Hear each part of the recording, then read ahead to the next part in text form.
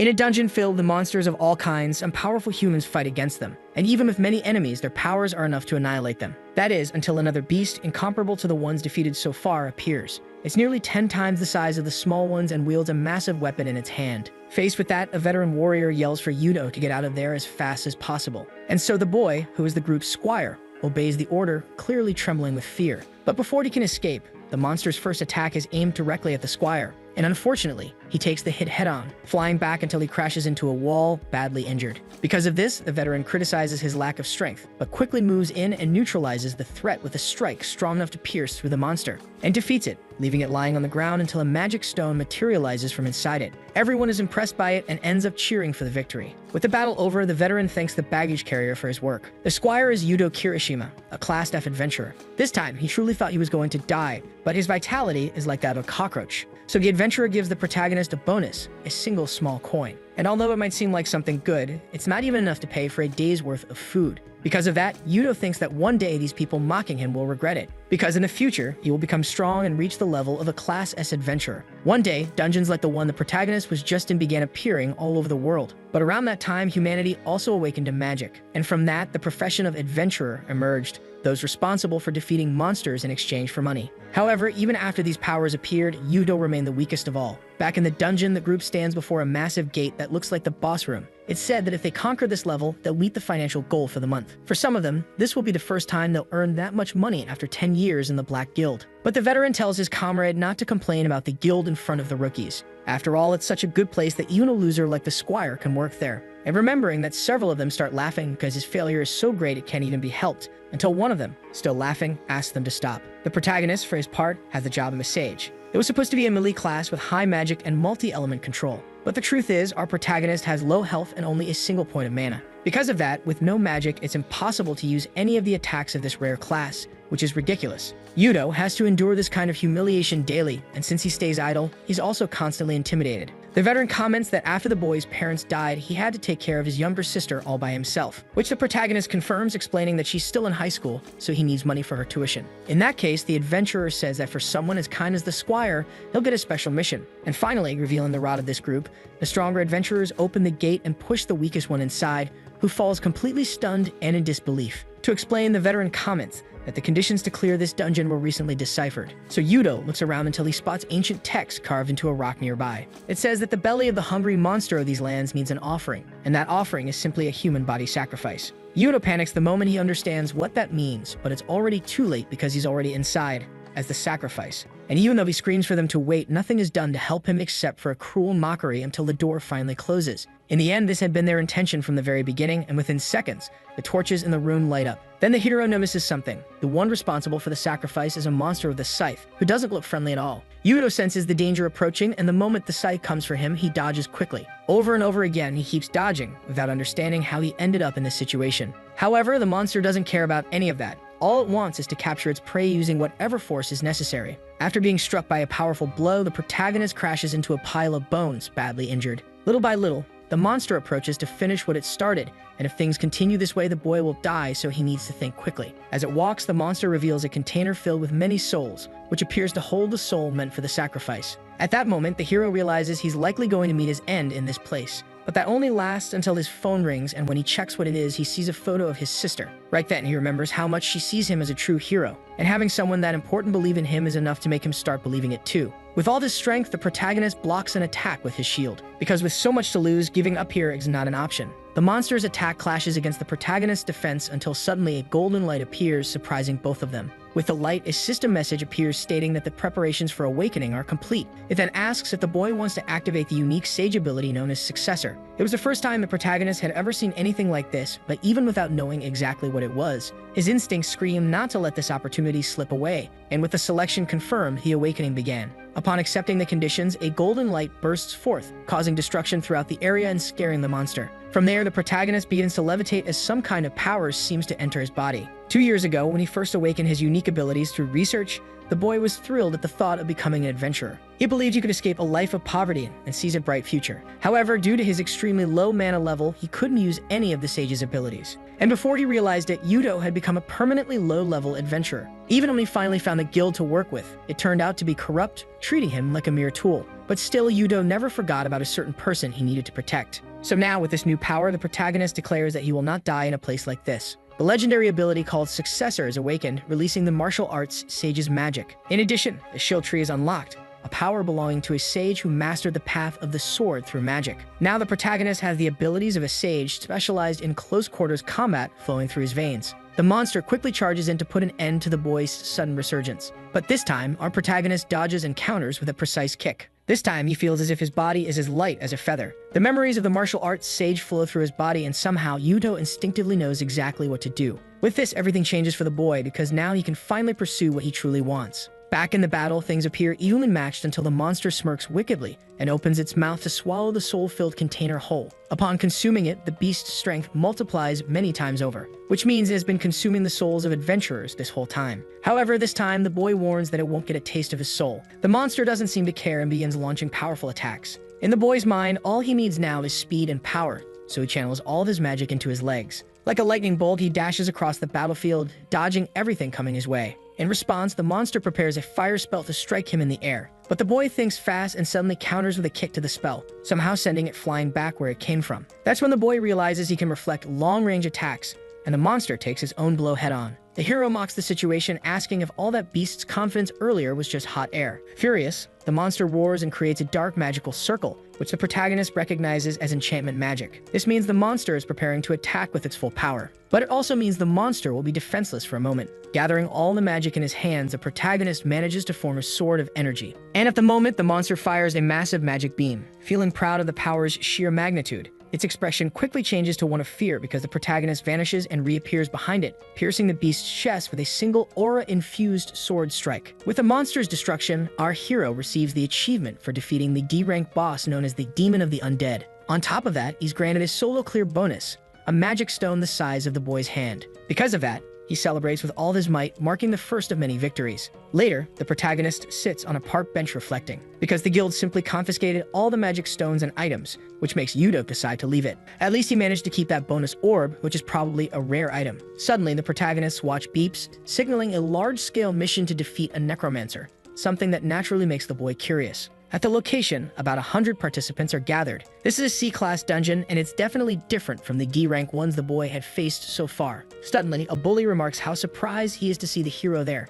and mocks him by asking what the weakest guy in the guild is trying to prove. On top of that, he makes sure to say the boy will crawl in misery forever, which Yudo agrees with. But he agrees only when it comes to the Yuto that the bully used to know, because now he's a different person. As his first move, the hero faces the intimidation head-on and tells the bully not to be arrogant, which seriously irritates him. However, before a fight breaks out, a shout grabs everyone's attention and one of the adventurers points in the direction it's coming from. The one approaching is Serena Hattori, a Class A adventurer and vice leader of the Silver Wings Guild. She's one of the leaders of the raid, and since it's an open event for all, she scolds the bully for the intimidation. Then she advises the protagonist not to let himself be provoked so easily. But changing the subject, she compliments his courage in standing up for himself, saying not many people are like that. Right after that, all the adventurers gather to listen to the instructions. Serena asks for everyone's attention to announce that today's boss is a necromancer. She states that he has many minions, and that's why they need so much manpower. It's also explained that the Silver Wings will handle the boss while the others focus on the subordinates. However, suddenly a light appears behind the girl, leaving everyone alarmed.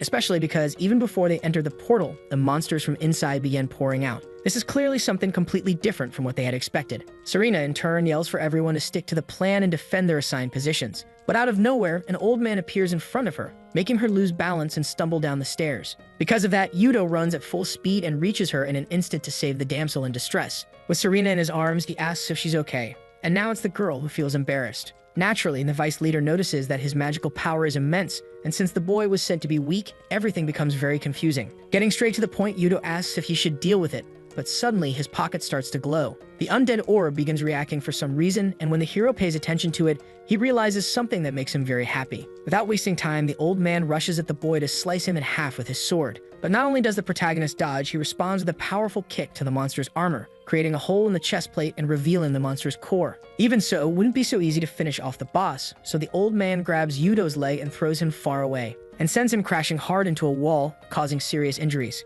Something like that dealt major damage to Yudo, but he could still fight thanks to the resilience of the martial arts sage. And now, even after getting beaten up, he's smiling because he finally fulfilled all the conditions. To unlock a new ability, the conditions were to have an encounter with an ancient hero and resonate with the soul of an adventurer. That's why the successor skill was activated, and the system asked if the boy wanted to continue, making that moment the most perfect one for a Yudo showtime. While the main battle unfolds, the adventurers deal with the necromancer's minions. Among them, that same bully from earlier easily defeats one with a single strike of his spear, making the skeleton monster lose its head. But they were undead, and something like that wouldn't be enough to keep them dead. So the skeleton simply picks its skull off the ground and places it back onto its cervical vertebra, showing the brute that it won't be that easy. After all, at that moment, it didn't matter how many were defeated, because their numbers never seemed to decrease. Yudo holds his ground, restraining the boss while the other adventurers attack the skeletons. Amid the attacks, the protagonist blocks a strike, but the wind alone sends him flying, causing him some pain. It seems the boy won't be able to win using sword techniques alone. To fix this, Yudo summons several magic circles beneath his feet. This unlocks the passive ability of the Sage of Knowledge known as Instant Foresight. Almost instinctively, the necromancer charges in to attack, but this time the protagonist's eyes can easily see through his movements. Instant Foresight is an ability that allows the user to read the opponent's next move. The hero might not have been able to win with just the martial arts sage, and even the Sage of Knowledge alone wouldn't have been enough. But the fusion of strength and knowledge brings about a powerful result. And that result is the consequence of the protagonist's original power, which in an instant shatters the necromancer's core with ease. In Japan, only 3 others besides him have reached the classification of sage. All 3 are long-range specialists and consequently mage-type adventurers. In this case, Serena wonders if the hero is really just a normal sage. Now that their boss is defeated, all that remains are the undead soldiers. But within seconds, they begin to collapse and all the energy is transferred until the necromancer is killed through his core. Then the old man rises and despite praising the adventurer, declares that he won't be able to defeat him. Immediately, the brute panics upon realizing that the necromancer absorbed the skeleton's soldiers to revive himself. And worse than that is the condition of the other adventurers who are already starting to lose to the skeletons with infinite vitality. Faced with this, one of the Silver Wings members calls Serena to retreat for now, and unfortunately, that seems like the only option. However, to keep her from feeling down, the protagonist comforts her by saying he'll take care of it, standing once again in front of the monster. Back then, it was said that the undead orb had the ability to reveal the enemy's weakness based on the magical power of its wielder. So now Yudo raises that orb, asking everyone to lend him their strength. With that, the remaining skeletons are surrounded by the souls of fallen adventurers, piquing the necromancer's curiosity. This was a strategy meant to prevent the sorcerer from reviving his subordinates. With a different ability, the protagonist creates several energy swords in the air and declares that the monster underestimated humans. While all the skeletons are enveloped by the souls of the fallen adventurers, the S-rank ability known as Coordinated Designation allows each of those energy swords to strike their target like guided missiles. And so, while all the monsters are destroyed, the brute from earlier is left unable to understand what just happened, because it seems the person he once considered a loser had awakened, and now, with ease, defeated the necromancer boss of a C-class dungeon. Now the protagonist's life level is equivalent to rank B, and his magic level equivalent to rank S. With the success message displayed in front of everyone, the adventurers cheer in celebration. They rush to hug him and invite the hero to join their own parties next time. Naturally, with all this attention, the protagonist remembers his former fake companions. But as he turns around, everyone's expressions while talking to him are completely different. And this makes Yudo truly happy, to the brute's dismay. Suddenly, something catches the boy's attention. As he looks at the necromancer, it seems like the creature is calling him. And after discovering something, the brute shouts out Kirishima's name, but the necromancer vanishes. Not just him, the protagonist also disappears, teleported to a different location. Still unaware of where he is in a grassy plain, a strange being begins to approach him. And out of the darkness, it reveals itself as a terrifying type of monster to the boy. And even to the system, which issues a danger alert warning the hero not to approach the creature. The moment that monster appears before the hero, the danger warning immediately puts him on alert. But that wasn't enough, because the monster closes the distance in an instant, creating a sensation in the hero that makes it feel like he had just died. But that only happened thanks to the Sage of Knowledge's prediction, which had been activated. So the hero dodged, and right beside him, everything nearby was destroyed. If it hadn't been for the instant recognition, he definitely wouldn't be alive anymore. Faced with that overwhelming presence, Yudo becomes frightened because he had never even heard rumors of something like it.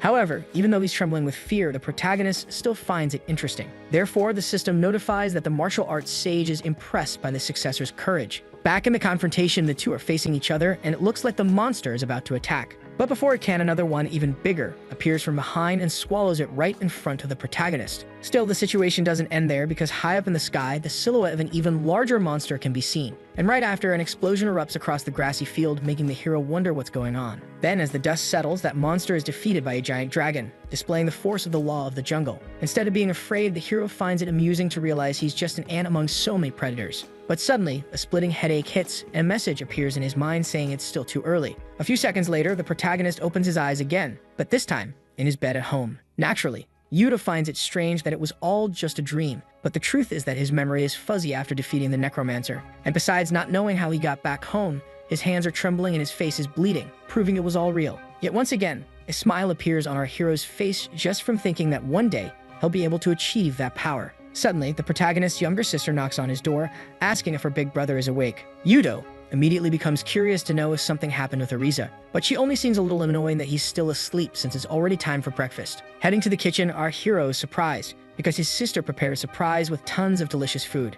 Faced with that, Yuto asks what's going on for them to have such an extravagant breakfast, and his sister replies that since her brother brought back a lot of money this time, she gave it her all to cook. Besides, Arisa just wants him to eat, and the hero begins to recall all the hardships he went through. If he had given up back then, he would have made his sister cry all over again. But now he eats this delicious meal she prepared, and naturally, he begins to cry. Arisa panics, trying to figure out why her big brother is crying. Then the hero just replies that it must be the onion in the hamburger, though of course she doesn't believe that. Because of that, the girl asks if it tastes bad, which makes Yuto get up to say how good it is. So the two sit and eat peacefully in a warm moment, until shortly after the meal, the girl says she has something to tell the protagonist. She picks up a piece of paper from the top of the microwave and shows it to the hero, saying it's something for his new beginning. In a massive tower surrounded by forests in the city, the hero can barely believe he's back there again. Because this is the Adventurer Aptitude Test, also commonly known as the Experiment. The Experiment is a test that measures an adventurer's strength, and the results can be used to get a job at a guild. For guilds, it's also a chance to recruit promising rookies who can contribute right away.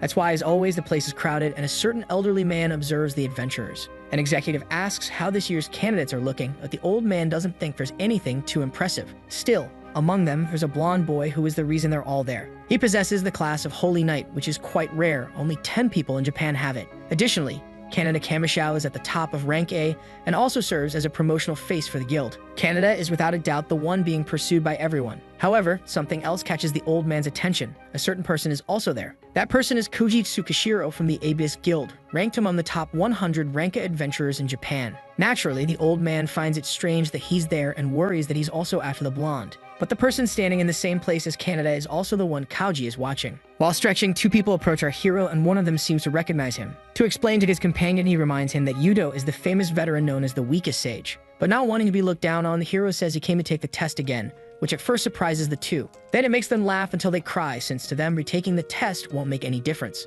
Unbothered, the protagonist tells them they should worry more about themselves than about him. However, instead of listening to the advice, the two charge at him, interpreting his words as disrespect. First, the guy in the green shirt attacks, but the hero dodges. Then the one in the red shirt lands a powerful kick on the protagonist's guard, making him proud of the hit. But his expression quickly shifts to worry, because Yuto not only manages to catch his foot, but also spins him around in an instant, slamming him to the ground defeated. Finally, the guy in the green shirt realizes the trouble he's gotten into. The pressure in front of him feels like he's facing a monster. Even so, the hero is kind enough to ask if he still wants to continue. Then the brute runs off with his tail between his legs, prompting Koji to confirm the rumors about the necromancer raid. Now the leader of the Abyss Guild declares that he wants to recruit Yuto. Without further delay, someone starts clapping to get everyone's attention, announcing that time is up. That same person warns everyone that even though it's a test, there's no guarantee of safety. Therefore, if adventurers want to prove they're useful, they must climb as if their lives depended on it. And so the trial begins. From now on, Koji will be watching closely to see what Yuto can do with his powers.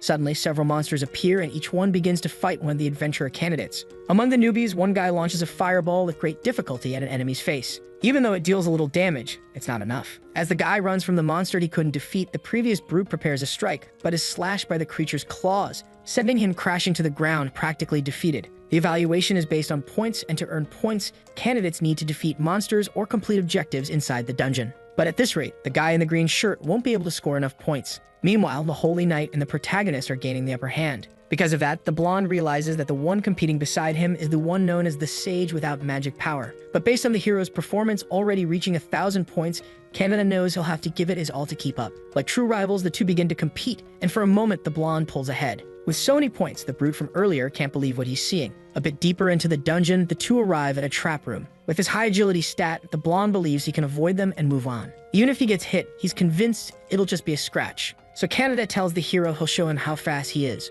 But unexpectedly, the protagonist says that doing that is impossible. The blonde gets very irritated, thinking the boy is suggesting they run away, and instead of denying it, Yudo sticks to what he said. In response, Canada says he's disappointed in the hero because he had already started seeing him as a rival. So calling him a coward, the blonde tells him to just stand back and watch. But even while being humiliated, the protagonist grabs him and tells him to look carefully, because those arrows on the wall are poisonous, meaning even the slightest touch is fatal. Yudo says that sometimes running away is also a valid option, and if they take another path, they'll find a route ahead. To demonstrate, the hero creates a small energy sword and throws it at a button on top of the wall, opening a secret gate. Even though he's surprised by the solution, the blonde also feels frustrated, believing that avoiding such a simple trap is meaningless. Even the cameras focus on his frustrated expression, and Kaoji's allies notice that they're already almost on the 6th floor. From what they observe, it makes sense for Canada to be on the upper floors, but not Yuto. So the officers try to figure out how he got there, while Kuj smiles. Back in the dungeon at this point, only the two of them have made it this far, and seeing the blonde looking tired, the hero asks if he's okay.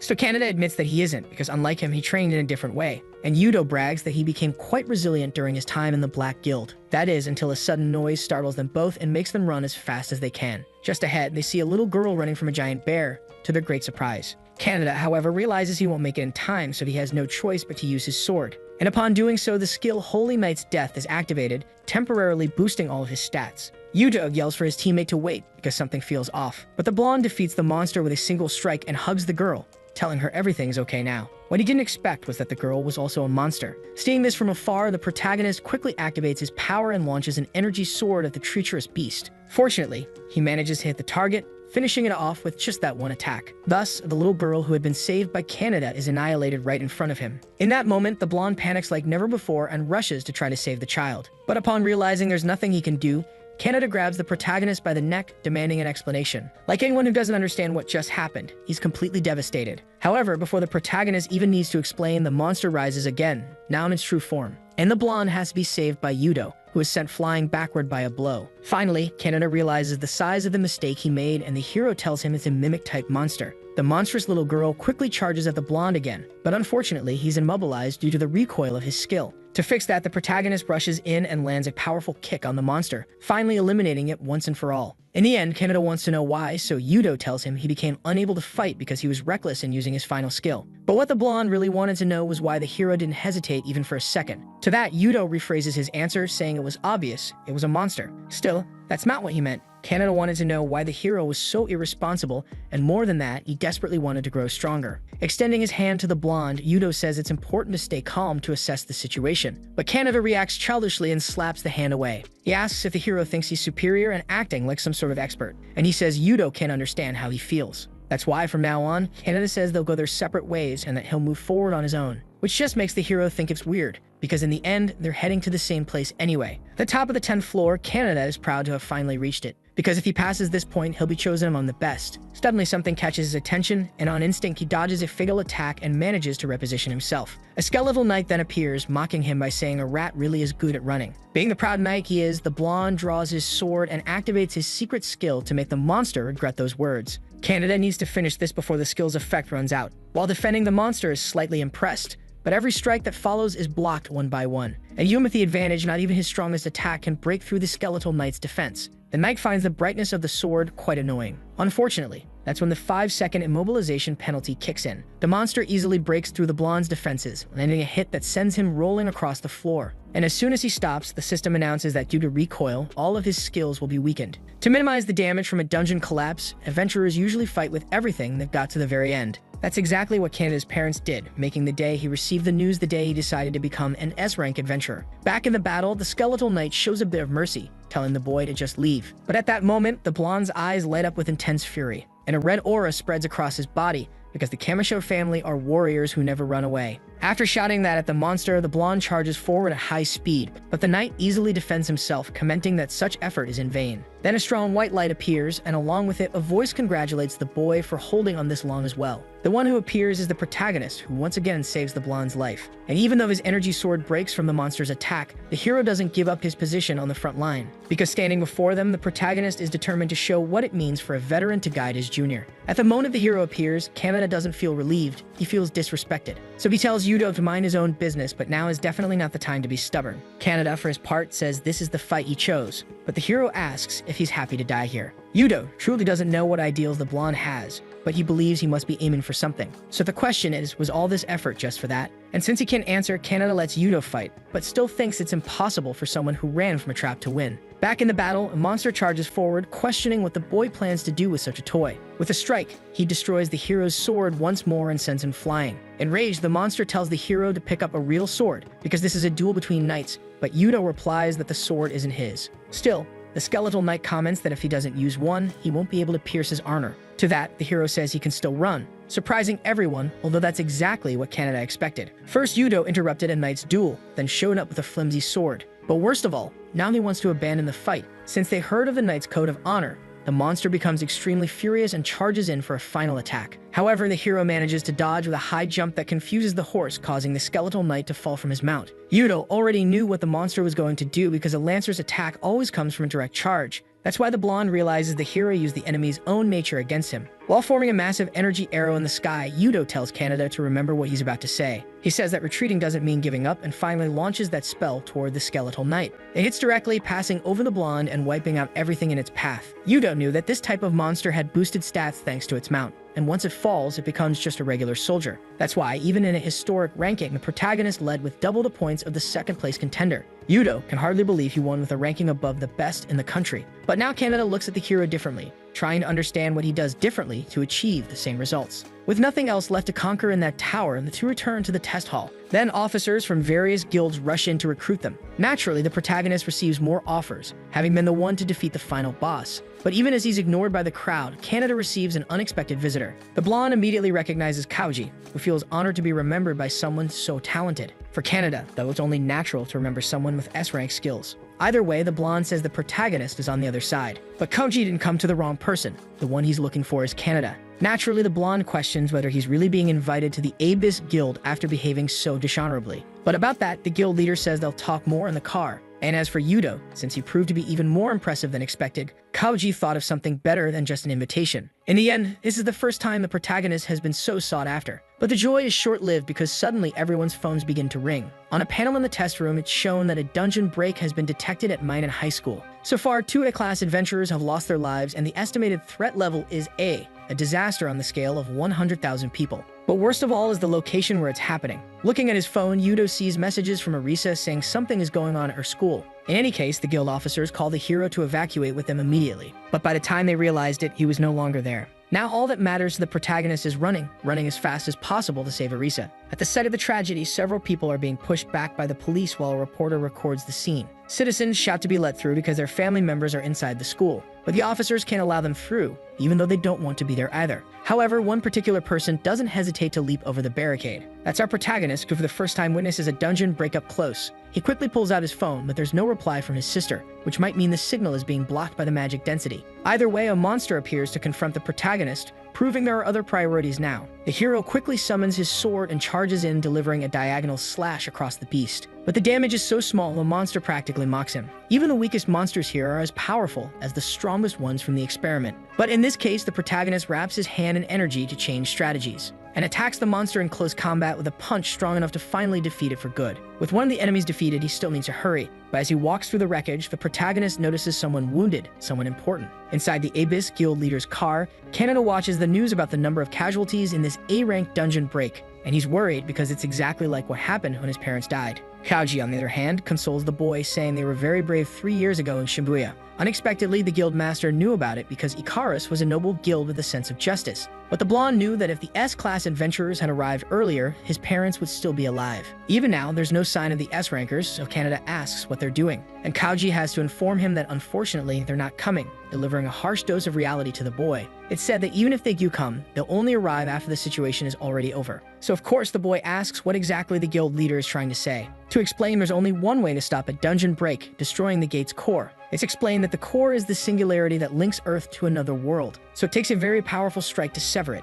Kaneda becomes curious and asks if the break will end if they manage to destroy it. Then Kuji reveals that yes, it will, but there are two problems. The first is the massive number of monsters, which makes it impossible to inspect the area. And the second is the number of guardians protecting the core, because ever since the first break decades ago, every guardian has been at least S-rank. Kaneda, in turn, is stunned because he's never even heard of a monster that strong before. It's said that even if someone manages to find the core, an S-rank monster is the end of the line for A-rank adventurers. So unfortunately, it becomes clear that those going into fight now are merely sacrifices. As for the break, the Silver Wings Guild is in charge, led by Shingo Azura and Vice Leader Serena Hattori. Then Kuji looks at his phone, thinking that fate is a little ironic. Back at the dungeon break, the protagonist realizes that the injured person is wearing the Silver Wings uniform. But the guy seems more concerned about why the hero's there. Holding him in his arms, Yudo says that his sister studies there. But suddenly, the guy suffers a worsening episode of his condition. Still, before losing his life, the name Serena is shouted loud and clear, something our hero manages to hear.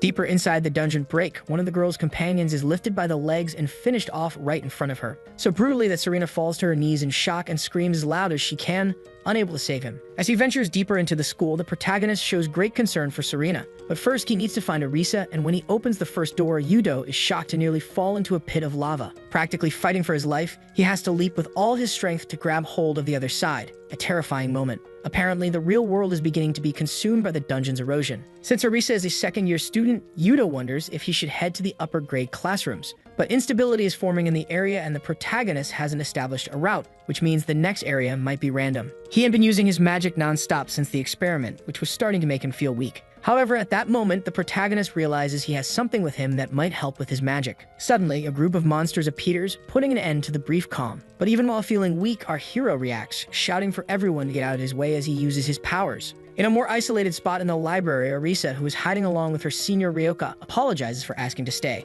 But in response, she gets a flick on the forehead because the girl doesn't want her friend to blame herself, especially since she was the one who suggested coming to the library. Even now, Arisa tries to contact her brother, so Ryoka asks if it's Yudo, to which the sister replies yes, with a lot of excitement. Quite the opposite for her friend, since a sage with zero magic power isn't going to be much help. Being totally honest, Ryoka says it doesn't matter how strong the boy is now. They'll have to survive on their own. But despite understanding her friend's point, Arisa is confident the hero will save them, since he's ranked A in knowledge. Even though she's so optimistic, her friend truly doesn't know if they'll be able to make it out with their current abilities. Then at a certain moment, an explosion occurs, putting Ryoka on high alert and terrifying the younger girl. Suddenly, thick saliva starts to drip behind the two. That's because a huge monster had found them from atop one of the shelves, leaving them both in despair. Wasting no time, the monster slices the bookshelf in half. Luckily, they manage to dodge. But Ryoka steps in front to defend the younger girl, telling her to run while she handles the creature. Now it's a do-or-die situation with only one chance to make a summoning. When the command is triggered, wings like those of an angel appear.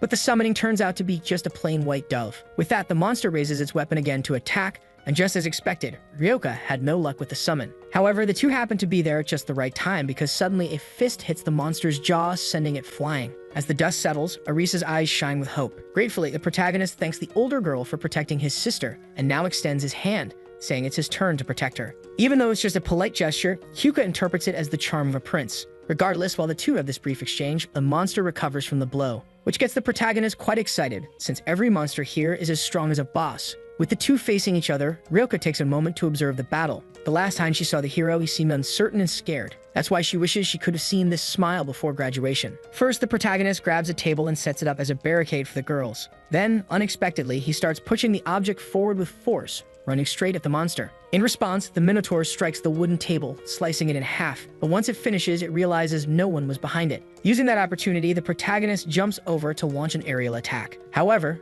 the monster defends and throws the hero away, making him crash into several bookshelves, leaving the younger sister extremely worried. It seems this monster has muscles even tougher than ogres, and its strength is definitely greater than that of the skeletal knight. So the hero wonders if he can actually defeat it, and to help, Kirpa shouts that monsters like this usually have weak lower limbs. The system confirms she's right, so the protagonist thanks her for the tip. Now with a new strategy in mind, our hero charges in, confident that he can beat this giant. He quickly lands a kick to the Minotaur's calf, and as expected, it causes a lot of damage. The monster begins to stagger, giving the girls hope for victory. But since they're so close, the monster opens its mouth, intending to eat the hero alive. But that was exactly what the boy wanted. The moment the palate is exposed, the protagonist activates his energy blast, piercing through the beast's body, since the Minotaur can't reinforce its insides like it does its exterior. Arisa thanks the hero deeply for being there to save her, but he credits the necklace he's wearing. It's the necklace she gave him as a graduation gift in the past. Since Arisa's feelings were inside it, it's likely to turn into stored magical power. So the girl says she's relieved that she managed to get the two of them in sync. That thing in her hair is a magic accessory stone that reacts to let her brother know where she is. So it becomes clear why she always wears it, and the protagonist thanks her for the help. It's said that when he arrived on this floor, he only knew where to go because of a pigeon that flew out of the library. But since that was just a coincidence, the girl doesn't lie and says she didn't plan any of it. Either way, the hero asks if she's Ryoka, which makes her curious about how he knows her name. Then Yudo recalls that she was ranked first in the first annual exam, making her an unforgettable student. He also tells her that she saved him, which only makes him praise her more. But for some reason, Ryoka doesn't seem satisfied. Some time ago, as she walked through the hallways, the girl overheard people gossiping about her awakening. But of all things, she was judged as a jester, the school's powerless sage. And even now, just minutes before being saved, the girl thought the same of the hero. That's why Ryoka is now completely fed up with people like that. That declaration catches the protagonist's attention, but Arisa quickly comes up with some excuse to change the subject. That is, until someone appears, mocking how the group seems to be having fun in this situation. With a weapon strapped to his back, the man approaches and asks if he was left out. Since he doesn't recognize this person, the protagonist shouts for him not to come closer, and the worst part is that the man's magical energy radiates a killing intent. In response, the man asks if they don't know who he is.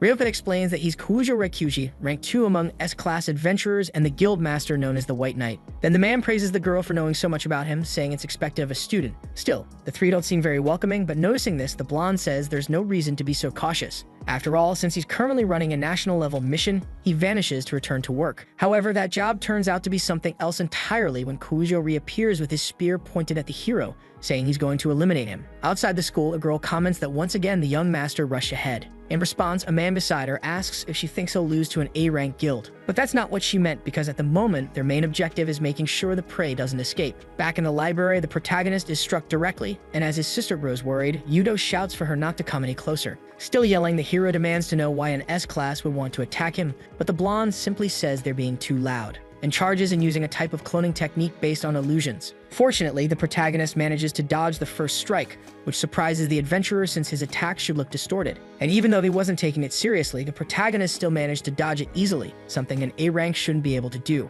In that case, the blonde decides to change strategy, now going after Yudo's younger sister first. And in an instant, the blade comes close. But at the last second, the hero throws himself in front of her and shoves the man back with a forceful push, telling him to stop playing around, sending him sliding backward. At that, Kujo becomes curious whether the protagonist is really an A-rank adventurer, so Yudo Kirishima introduces himself as an F-rank adventurer, which at first makes the man laugh nearly uncontrollably. But then it makes the blonde furious for being underestimated like that. The hero, in turn, tries to show his registration card to prove he's not lying. But not caring at all, Kujo charges at him with his skill called Spear of Death. And even though the protagonist dodges, the slash still grazes him slightly, making Yudo realize the hard way that the illusion was real. At that, Kujo asks if it isn't funny, because his ability makes the real false and the false real. Still, the protagonist believes it won't be a problem if he breaks all of them, but the blonde insists it'll be meaningless, because somehow he counters the hero's ability with an identical illusion, one that makes Yudo drop to his knees after being hit. With that easy victory, Kujo says the boy is too soft, and Yudo witnesses how terrifying an S-class's power truly is. Regardless, the guy walks toward the girls, commenting that killing a self-proclaimed F-class would be fun, but Kujo finds it more interesting to see the look of despair on Yudo's gentle face. With all his strength, the protagonist tries to stop him but fails, and the blonde declares he'll kill everyone all the same. At that moment, our hero realizes he was wrong. He thought that power was his. But the truth is, he was only able to fight up until now because of the successor. So Yudo wonders if being a sage without magic is really something that belongs to him. As an F-class adventurer, he'll never be able to defeat someone of S-class, so naturally, giving up seems like an option. However, the wisdom of the system asks if he'll really be okay letting things end this way, causing Yudo to reflect. Additionally, the system asks if he's truly okay with losing his sister, finally snapping him back to his senses. Of course, the protagonist screams that he doesn't want anything to happen to her, making the image of the sage proud. And it says that to move forward, he must defeat this guy. Because at some point, Yudo must reach that green field again to protect what's precious to him. That's why the sage advises the protagonist to wish for it with all his strength and strike even harder. That's when the peak of the martial arts sage is finally reached. At the end of the speech, the martial arts sage responds to the successor's firm resolve by offering the inheritance of the celestial sword. A rift in space-time opens in front of the protagonist. Along with that, a warning from the sage appears in the system. If the boy's will falters, his soul will be consumed by the sword's killing intent. But at this point, Yudo no longer cares about the consequences, because ever since that time he made a decision. And that decision was to never again let an opportunity slip away, no matter the cost. So when he grabs the sword from within the rift, a tornado of energy bursts from the ground. All eyes, Koujo's and the girls, are drawn to the new event. On the blonde's face, concern is obvious, and on the girl's, perhaps a flicker of hope. That's because, exuding power, Yudo raises the celestial sword, gathering a massive amount of energy. There are inscriptions on that sword, making it a living weapon, and now, without the slightest hesitation, the protagonist calls Koujo to come at him. Above the skies, there is dawn and dusk, and it's said that no one can bind them. Naturally, all people dream of the skies, and more than that, they dream of reaching the ninth heaven. That's where the celestial sword lies, and now it will be part of our hero's fight to protect Arisa and Ryoka. Arisa is clearly stunned by her brother's situation. The same goes for the blonde, who wonders if this is even the same person as before. In any case, Koujo jokes that powerful weapons always ruin the fun. But before he can continue talking, the protagonist vanishes and, like a flash of light, reappears near Koujo, mending a powerful blow. That same attack sends the S-class crashing into the wall with force, just like what happened to the hero at the beginning. Even while injured, Koujo laughs, thinking this situation is pure madness. But Yudo doesn't respond. It's clear from his expression that he's not joking. Just moments ago, the hero had been getting beaten down one-sidedly, but now everything has changed. Because of that, Kyuka asks if the protagonist is always like this. But even his sister, who's close to him, says she doesn't know because this is the first time she's seen him fight. Still, the girl agrees that the hero really doesn't seem like himself. Back in the fight, the hero asks if the guy would mind leaving quietly without causing a scene. The blonde pretends to consider it for a moment, but of course he yells that there's no way he'll do that, charging in again with his spear. This time, he believes tricks like the last one won't work and remains confident he'll win if he trusts in his spear technique.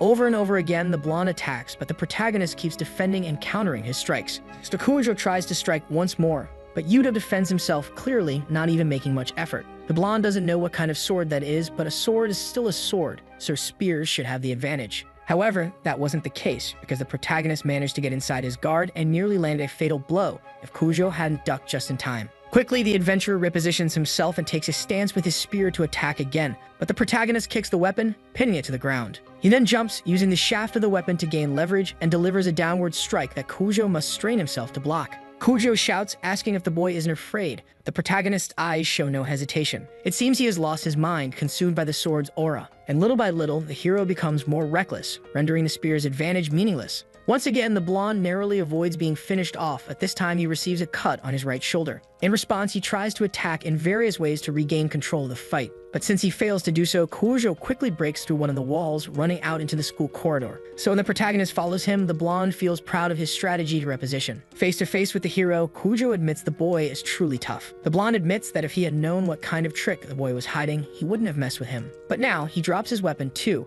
to the protagonist's surprise, because Yudo isn't the only one with a card up his sleeve. As he summons his spear, Koujo explains that an illusion is caused by light refraction, and conveniently, this weapon is capable of turning that phenomenon into reality. This is the A-rank weapon known as the Mirage Spear. Promptly, the blonde asks if the hero remembers the first move he used on him during the fight. That's because this weapon perfectly syncs with his innate ability. Additionally, when questioned, Koujo admits that he lured the protagonist into the corridor with the intention of making it impossible to dodge multiple attacks. But if that's the case, the protagonist announces that he'll simply cut through them all at once, which makes the blonde a little disappointed in the boy's lack of tactical thinking. Still, he doesn't oppose the hero's strategy and charges forward, telling him to go ahead and try. Yudo, sword in hand, is convinced that by continuing to seek connection, he can achieve feats greater than anyone else. So without a hint of fear in his eyes, Yudo fires an energy blast with his sword that heads straight toward the clones at high speed. Before impact, the blonde realizes the situation is out of control. Therefore, after the special attack ends, the ground is completely wiped clean, and as an experienced adventurer, Koujo decides to flee the battle. With no more immediate threats, the girls rush to check on the hero. But before caring about himself, he asks if they're okay, and he's genuinely happy to see that this chaos finally seems to be over. A few seconds later, the blonde's companions ask if he's really going to abandon the mission just because he believes it's an S-class dungeon. But Koujo says there's nothing else that can be done. especially since, as he turns around, it becomes clear that the injuries on his body nearly finish him off. Naturally, the subordinates are curious about what could have hurt their young master that badly. Regardless, Kujo remarks that only fools risk so much for such small gains. With his decision made, the blonde informs his father over the phone that the mission has failed. And apparently his father has a strong personality, given how harshly he criticizes him. Getting straight to the point, Kujo says that if they're going to hire an assassin, it should at least be someone S-class. And even then, the blonde makes it clear it'll be a major challenge, because soon the entire industry will know. Very soon, everyone will witness the rise of the monster with immense power known as Yuto Kirishima. Back at the place where the duel took place, the girls run to check the protagonist's condition, and fortunately, the wounds didn't hit any vital organs. But even so, that mysterious guy still managed to escape. As for the protagonist, Arisa comments that he suddenly became a different person, and the hero replies that it's thanks to that sword. However, just as he's about to show it to the girls, it starts to fade away until it vanishes completely. Apparently, if focus is lost, the sword loses its form. So Yuto explains that it's not something he can use whenever he wants. Suddenly, the phone in the protagonist's pocket rings, which is very strange since the signal isn't reaching there. Unbelievably, the notification is an email from the blonde apologizing for the sudden attack. Naturally, this leaves the protagonist speechless and unsure how to respond. Then a loud noise is heard and the girls duck to protect their heads. With another email, Kujo explains that he forgot to mention he used an item to accelerate the dungeon break. Because of that, the protagonist gets very irritated, but he doesn't have time to feel anything. Suddenly, a monster appears right beneath them all. Faced with this, the hero yells that they need to get out of there, and as for how they'll do that, he asks not to tell the teacher. Because in an instant, he jumps out the window with both girls in his arms, making all three fall several stories to the ground. For some reason, the girls cared more about the property damage, which is exactly why the hero asked them not to snitch. In any case, that monster, which reveals itself to be a giant carnivorous plant, follows the group outside, now face to face with them. Faced with this, the protagonist asks Kyuka to take care of his younger sister. In such a critical situation, the protagonist tries to focus to summon the celestial sword again. However, this time it's not as easy as before, even though he believes he's focused. It's only when Yudo looks back and sees his sister's terrified face that he realizes he's not actually focused. He's panicking. Meanwhile, the monster ignores the group for now because it already has someone captured, Serena, who's about to become a snack for the plant. Seeing this with all his strength, the protagonist charges in, destroying parts of the monster and luckily managing to pull her safely into his arms. By some stroke of luck, the girl is still conscious, though she's coughing a lot, and the hero tells her to rest for now. Before passing out, the girl hands him an item called the Stabilization Ring, which can control a dungeon break. This will be used to absorb the Guardian if its core is attacked, and if everything goes well, it will also put an end to this nightmare. Immediately, our hero understands his mission, and holding the item in his hand, makes it clear he won't let her efforts go to waste. A bit farther away, a car speeds by with Kujo being healed inside. At that moment, there is 1 minute left until the dungeon's total collapse, and when that happens, all of Eastern Japan will be overrun by monsters. So now the fate of this place lies in the hands of our hero, who must first defeat the monster in front of him. This time, the hero's aura sword seems to have grown a bit stronger, due to the influence of the celestial sword. Before, it couldn't even scratch an ogre, but now it can easily cut through those tentacles. In that case, the hero wonders if he can really win. But when he looks back, the girls clearly believe in him, so Yudo simply decides to believe too. Quickly, all the monster's damage begins to heal due to its regeneration, and even though he wants to fight, the hero knows he can't go head-on. So he starts by dodging an attack, using the monster's own body as a path to reach its core. But suddenly, a bat-like monster appears to interfere. 20 seconds remain. At 18 seconds, the protagonist finds himself far from the area that had once been so close. But he doesn't give up. To avoid falling, he grabs one of the vines and uses it to launch himself forward with all his strength. At 12 seconds, the protagonist gets very close to the giant carnivorous plant. At 10 seconds, Yudo positions himself above the location of the core, putting him right on the edge of access. Naturally, the countdown begins as the protagonist's attack closes in. At 5 seconds, the defenses around the core are slashed. At 4 seconds, a small crack appears, and at 3 seconds, Yudo pushes even harder. So with just 2 seconds left, a crater finally opens in the core, and the protagonist quickly grabs Serena's item. In the final instant, he presses it against the monster's power source, unleashing a blinding golden light throughout the entire area. In the United States of America, more precisely in the underground Pentagon, inside the Dungeon Management Center, several military personnel are gathered in front of high-tech computers. Immediately, one of the officers announces that Japan is experiencing a dungeon break and alerts the director. Unexpectedly, the director seems pleased, stating that they succeeded in triggering the destruction as planned. It's revealed that Kujo is preparing 5 major US guilds to deploy in Japan and throughout the entire Western Pacific. But suddenly, someone appears saying they won't E5. That person is James Blood, known as the highest-ranking American adventurer and leader of the guild's strategy. To explain, the man declares that his guild alone will conquer the situation, and the director places his trust in him. After all, if they can govern Japan, they'll gain access to all the dungeons scattered across the Pacific. But that's when something strange begins to happen due to a sudden energy contraction. Because unexpectedly for them, the dungeon break process dropped to 0%. Obviously, the director yells, saying it makes no sense. Even James becomes curious to know who did it, since even for him, something like that would be difficult. So the only thing he can think of at that moment is that the coalition of the 1,000 strongest guilds has taken action. However, 1 week later at the university hospital, the one responsible for it was there, holding flowers. In that time, the dungeon break stabilized and Minam became a managed dungeon. However, the Silver Wings lost about 90% of their personnel, and all that remained was Serena and a few staff members. By obtaining management rights over the dungeon, they started to earn some profit from the adventurers who began using it.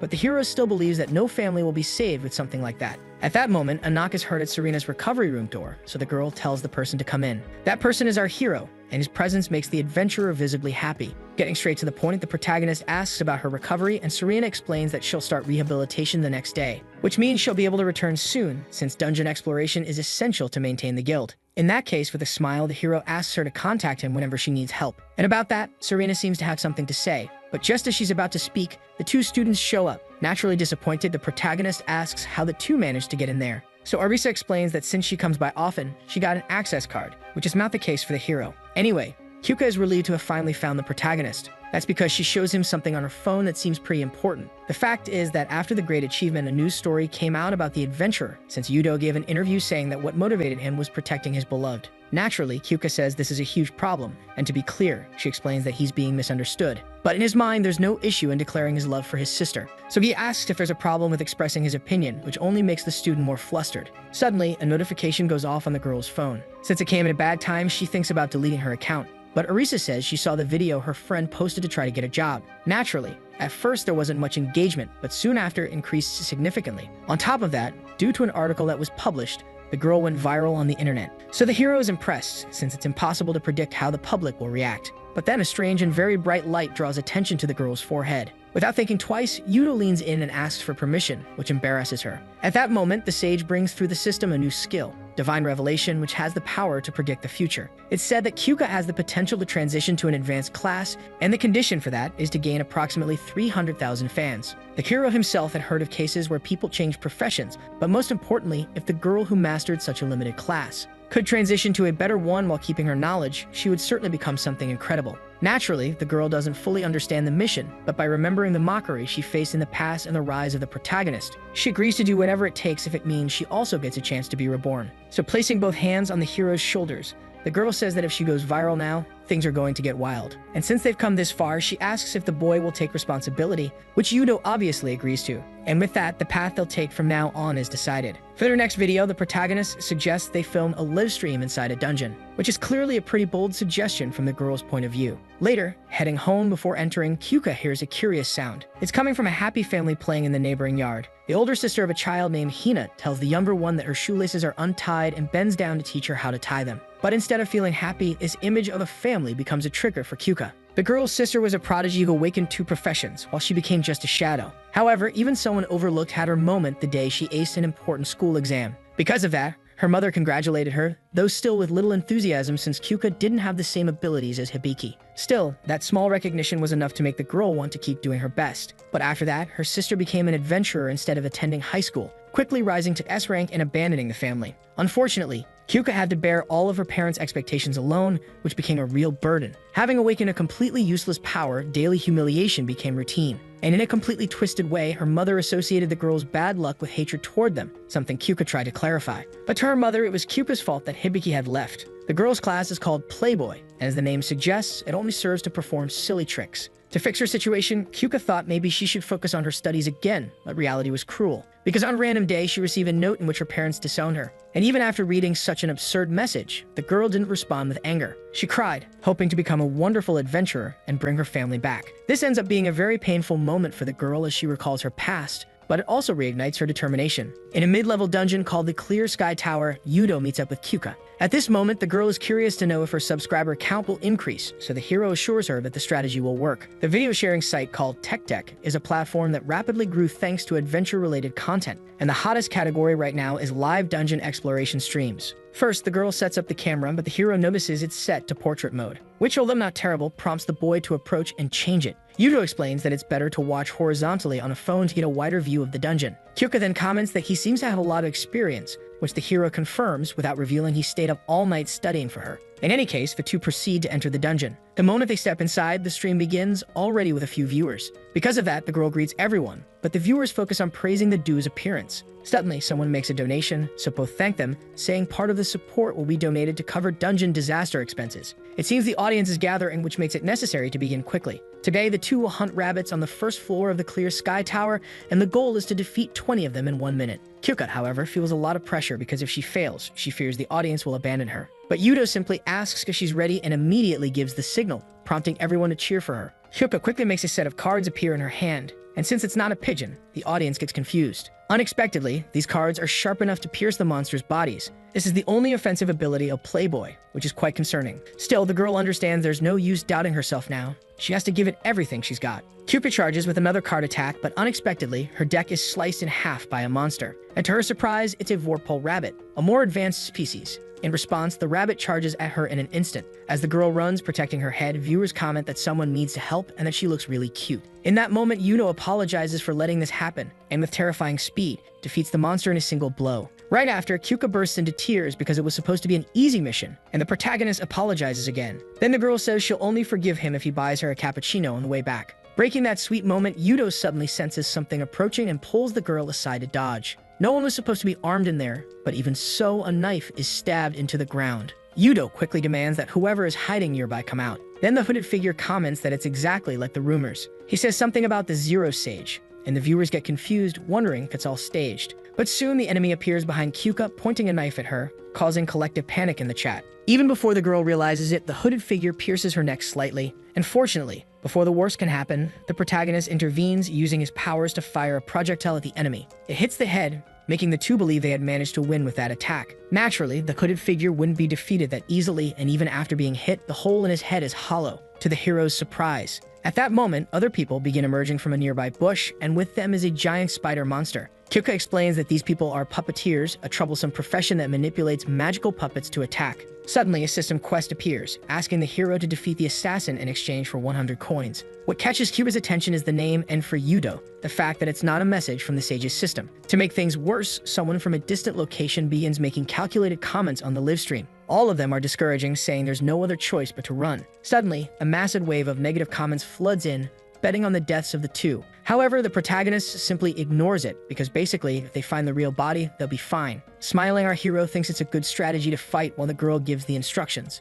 Obviously, the assassin doesn't believe the protagonist plans to defeat him alone. But the hero replies that he's not alone, which unfortunately only makes the enemy mock Ryoka, leaving her feeling pretty hurt. In this case, Yudo understands that the playboy profession may be seen as just foolishness, but he makes it clear that the assassins will be just as useless, which infuriates the enemy. Shouting all kinds of insults, the enemy charges forward with his puppets. But since the boy needs to protect someone this time, he focuses his senses and concentrates enough to summon the celestial sword once again. With his weapon in hand, the protagonist charges forward, impressing Ryoka greatly. Because the protagonist's strategy was to provoke the enemy to draw all attention to himself. With that, he managed to keep them from concentrating around her, even without being sure of victory. So the girl begins to believe that this is the attitude of someone who trusts her, which is completely different from her family in the past. Ryoka understands better than anyone how terrifying it is to be pressured into success. But even though it's frightening, the girl thinks carefully about what she's feeling and smiles as she realizes that she's actually happy. No longer standing still, the girl summons a huge number of pigeons that begin flying past the warriors.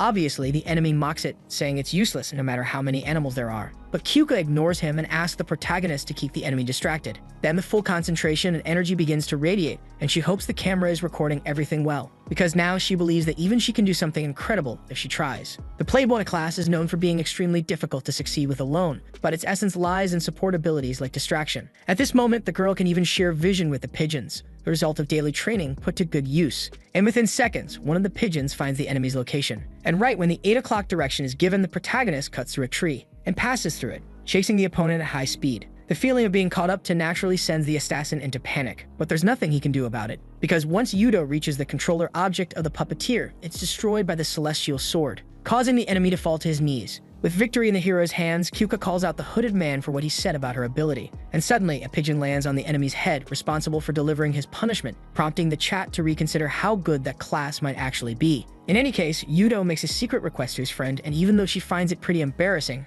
the hero insists. So Yudo starts by striking a pose while saying that justice transcends dimensions. Then Kyuka repeats the movement and adds that feelings also transcend dimensions. And so the two finish in a synchronized pose, ending the broadcast with the viewers laughing uncontrollably. Later that evening, the protagonist praises Kyuka's great work, and the two exchange thanks with a handshake. With that, the hero says they should head back, but before leaving, the girl insists on thanking him once again. Yudo, in turn, says they were only able to achieve victory because of her instructions. But that's not exactly what the girl was referring to. Anyway, she sets that aside and brings up another subject to explain herself better. Kyuka asks if she really heard Yudo calling her by her first name just a moment ago. Then quickly, the protagonist apologizes, saying he didn't realize it. But she wasn't trying to criticize him for that, much to our hero's surprise. Instead, she clarifies with a smile that from now on, Yudo can just call her Suzuka. Back in that dark room where the negative comments came from, a woman remarks that the two of them did a good job cleaning things up. And even though she finds it all very amusing, the girl believes she should meet Suzuka in person soon. Sometime after the recent events, Suzuka finally passes the 2 million mark and Yudo congratulates her via message. He also encourages her to keep working hard to find a job, which makes Ryuko reply with a tired sticker.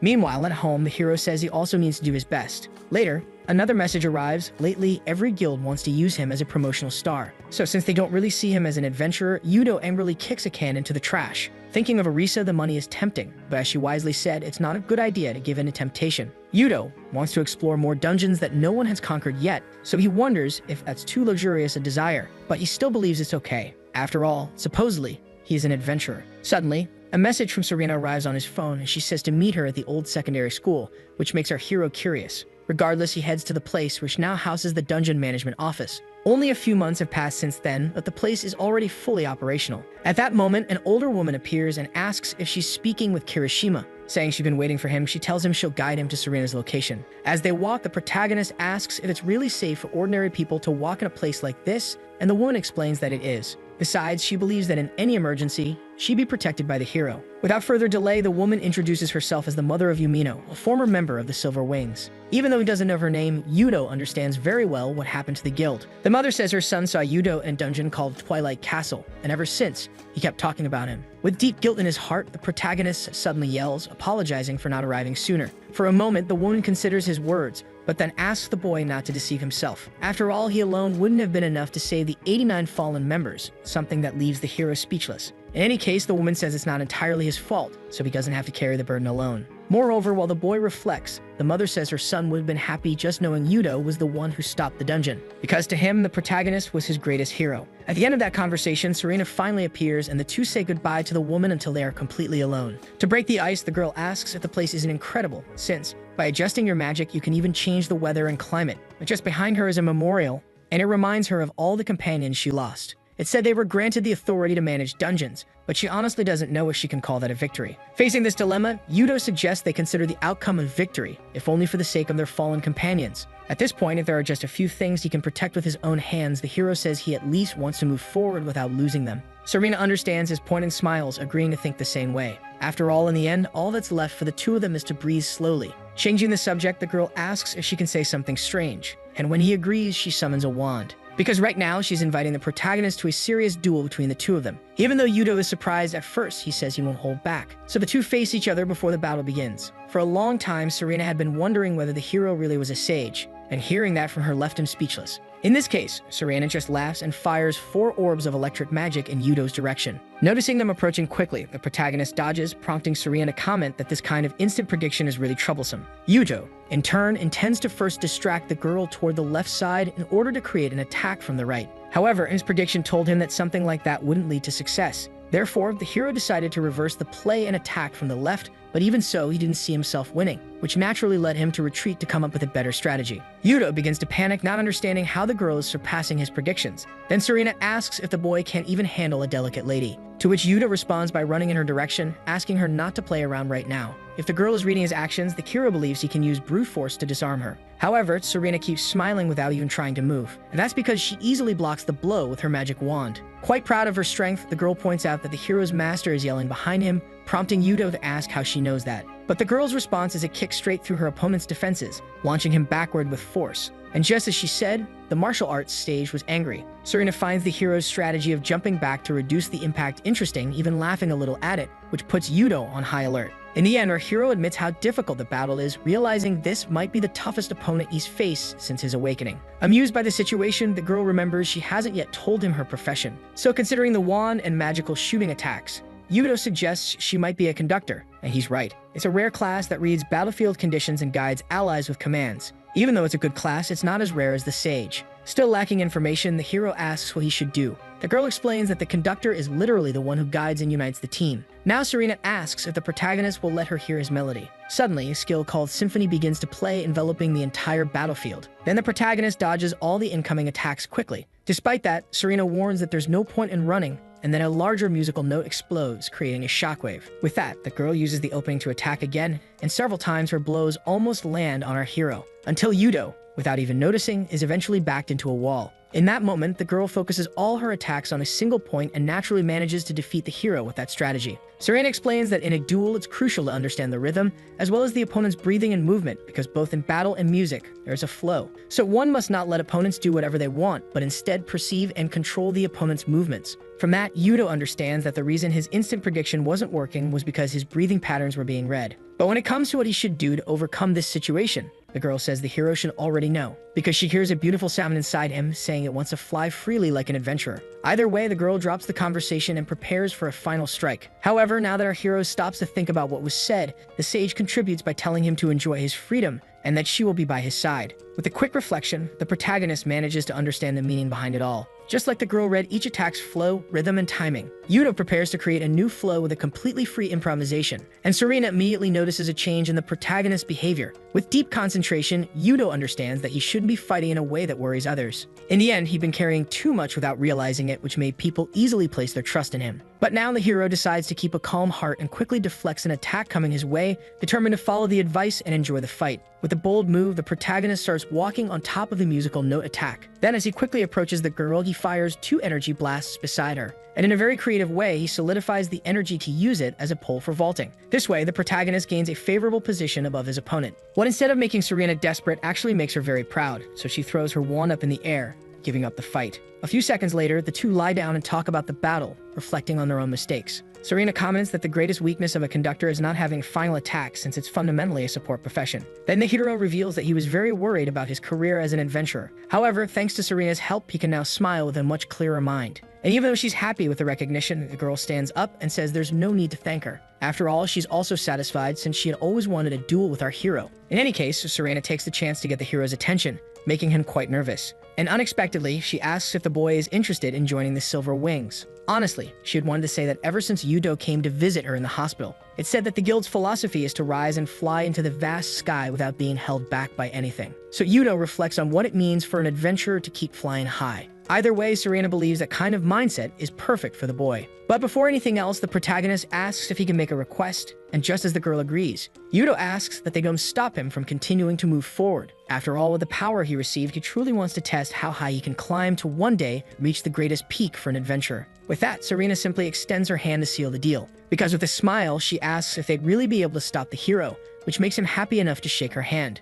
And so, with both of them thankful for their meeting, Yuto became a member of the Silver Wings. At night, while the protagonist was asleep, he suddenly woke up in a strange dream. In a white room, he began to wonder where he was until he heard a voice calling him, much to his surprise. Yuto shouted, asking who it was, but all he could see was a massive gate sealed with chains. Even though it seemed bold, the voice claimed to be the protagonist's predecessor. Then a distant message appeared, asking if the boy would accept the mysterious sage. But clearly the atmosphere was different from the previous sages. Faced with that, the voice asked why the boy was hesitating, since he was being given such a good opportunity. And that naturally made Yuto agree, since everything from the system had helped him so far. However, before he could accept, both the martial arts sage and the knowledge sage shouted at Yuto not to get involved with this one. Then the mysterious voice itself dismissed the warnings from his peers, calling them weak. With no one left to interrupt, the voice recalled that Yuto intends to go into the unknown dungeon. So an artificial image is generated showing Serena collapse beside the boy. Then the same happens with Arisa because the way Yuto is now, he won't be able to protect everyone. Even Kyuka appears to further manipulate the hero's vision, and all of this serves as justification for the voice's plea to be inherited.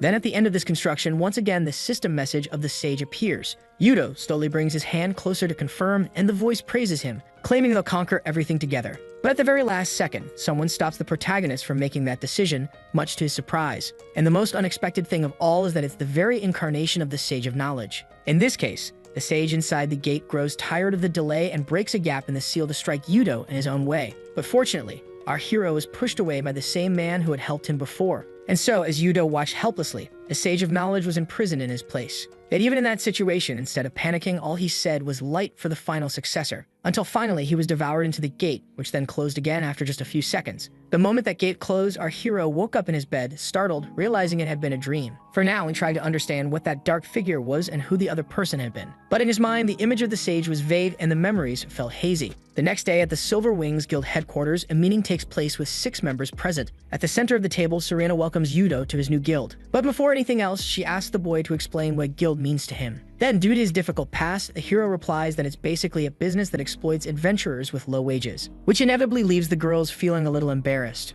Either way, Serena explains that guilds are organizations that take on dungeon-related work. With the adventurer rankings, guilds are classified from S to F, and the jobs vary according to the classification. For them, dungeons make up the majority of their revenue, and for a while, they'll have to rely on rental fees from Old Alliance South High School. In that case, the hero asks what the annual estimate is, and since only high-level adventurers can do this, that same lady from earlier shows the estimate to Yuto on her laptop. And unexpectedly, the total needed for someone like a hero would be around 900 billion. So while the protagonist's soul leaves his body, Serena has to explain that it was just a forecast. Anyway, it's said that now it's time for the main event. To maintain an A-rank guild, at least 2 adventurers of the same rank must be registered. But because of the recent incident, they need to find someone other than Serena, which will be quite difficult since there aren't many A-rank adventurers available. However, at that moment, all the girls turn directly toward our hero, bringing an idea with a shout that echoes through the whole building. Obviously, the easiest option now is to have the protagonist take the exam to rank up. Yuto finds the idea of becoming A-rank terrifying, but first they'll need to build up his achievements. So Serena asks Mrs. Laminov to bring the materials, which are soon stacked in front of the protagonist in huge piles. From behind them, Serena comments with a smile that the hero must complete everything within 3 months. So with that massive pile in front of his eyes, Yuto tries to seek some confirmation, but the other girls avoid eye contact, which makes the hero think that Serena is a boss who oppresses her subordinates. Sometime later, in an A-rank dungeon called the Count's Dream Trace, since our hero heard that Serena hired help for this mission, he believes he arrived early. But it's at that moment that Canada appears, saying it's been a while. Turns out he's the helper. To catch up, the blonde guy mentions that he joined the Abyss Guild as an intern, but he also says he can't afford to fall behind even a little, which makes Yuto worried about this competitiveness. Either way, Yuto says it's all pretty reassuring, and since no one's watching today, the hero says his partner doesn't need to worry about messing up for nerves. Though slightly irritated, the blonde keeps his composure and just advises Yuto not to hesitate like last time if he really wants to reach A rank, which makes the protagonist even more certain that he can trust him. With nothing more to talk about, the two decide to tackle this cursed dungeon. Sometime later, on the final floor of the Count's dungeon, the warriors face off against the boss. And in an instant, they get close to unleashing a super powerful combo strike that could be decisive in this fight. That's why, right after the attack, the blonde turns and asks if they managed to beat it. But the reality was that the monster was still standing tall, and more than that, it was laughing at the two of them. The protagonist is the first to realize that the situation is bad, but also the first to be hit by the monster's counterattack, which also hits the blonde, knocking both of them to the ground, nearly defeated. Canada hadn't expected that the Count would instantly solidify his blood to create a weapon, and the hero realizes the previous attack had been a trap to lure them in for a simultaneous blow. Either way, the vampire begins to drain the blood of both warriors, and using some kind of telekinesis, he reshapes the liquid into a powerful spear meant to finish them off. This is an S-rank monster of the vampire lord species named Vlad Astra. Naturally, the blonde realizes that the guy powered up his spear by drinking their blood, and the hero adds that the more they bleed, the stronger the enemy becomes. If that's the case, Yuto says he'll have to cut deep enough that the vampire won't be able to regenerate, and Canada agrees, saying they'll slice him in half. So while the hero charges from the front, the blonde runs to the flanks. With one on each side of the vampire, our hero rushes in to make the first move. But Vlad is laughing as if he had already anticipated this and was ready to counter. Then, all of a sudden, the hero's instant prediction ability breaks, and that vampire vanishes, which causes the two boys to be unable to stop in time and crash into each other. Canada becomes outraged by this, so Yuto apologizes, saying that Vlad has disappeared. However, the blonde is certain that the hero is someone who could see through all of this. Yudo starts thinking about what skill he had been about to use before, but he quickly realizes that relying too much on his abilities is wrong because he lacks actual combat sense. In the end, it's exactly what Serena said, and the same thing that happened against the Lancer. The hero won using the Celestial Sword, but that wasn't his own power. It was more like an automated battle. That's why, if he wants to pursue his goals, the boy can't simply depend on his skills. Seeing the hero's confused expression, the blonde comments that the Yudo he knows is confident. After all, in any situation, he always finds the best move to make. Hearing something like that from his friend makes the protagonist reflect again. And naturally, he affirms in his mind that he just needs to do his best now,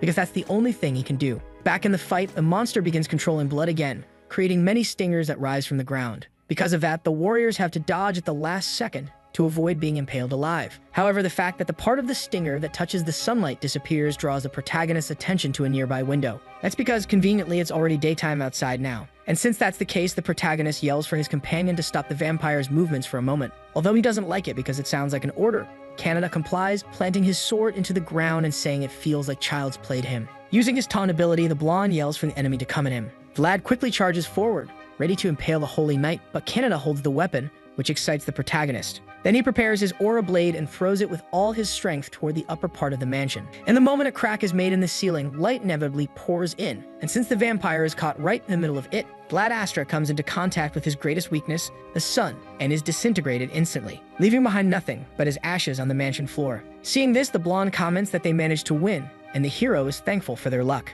Even so, in the end, the hero couldn't defeat him alone, so he thinks that his goal of becoming rank A is still far away. And unexpectedly, a system message appears agreeing. It's a message from the martial arts sage. At the moment he appears, the protagonist is very surprised.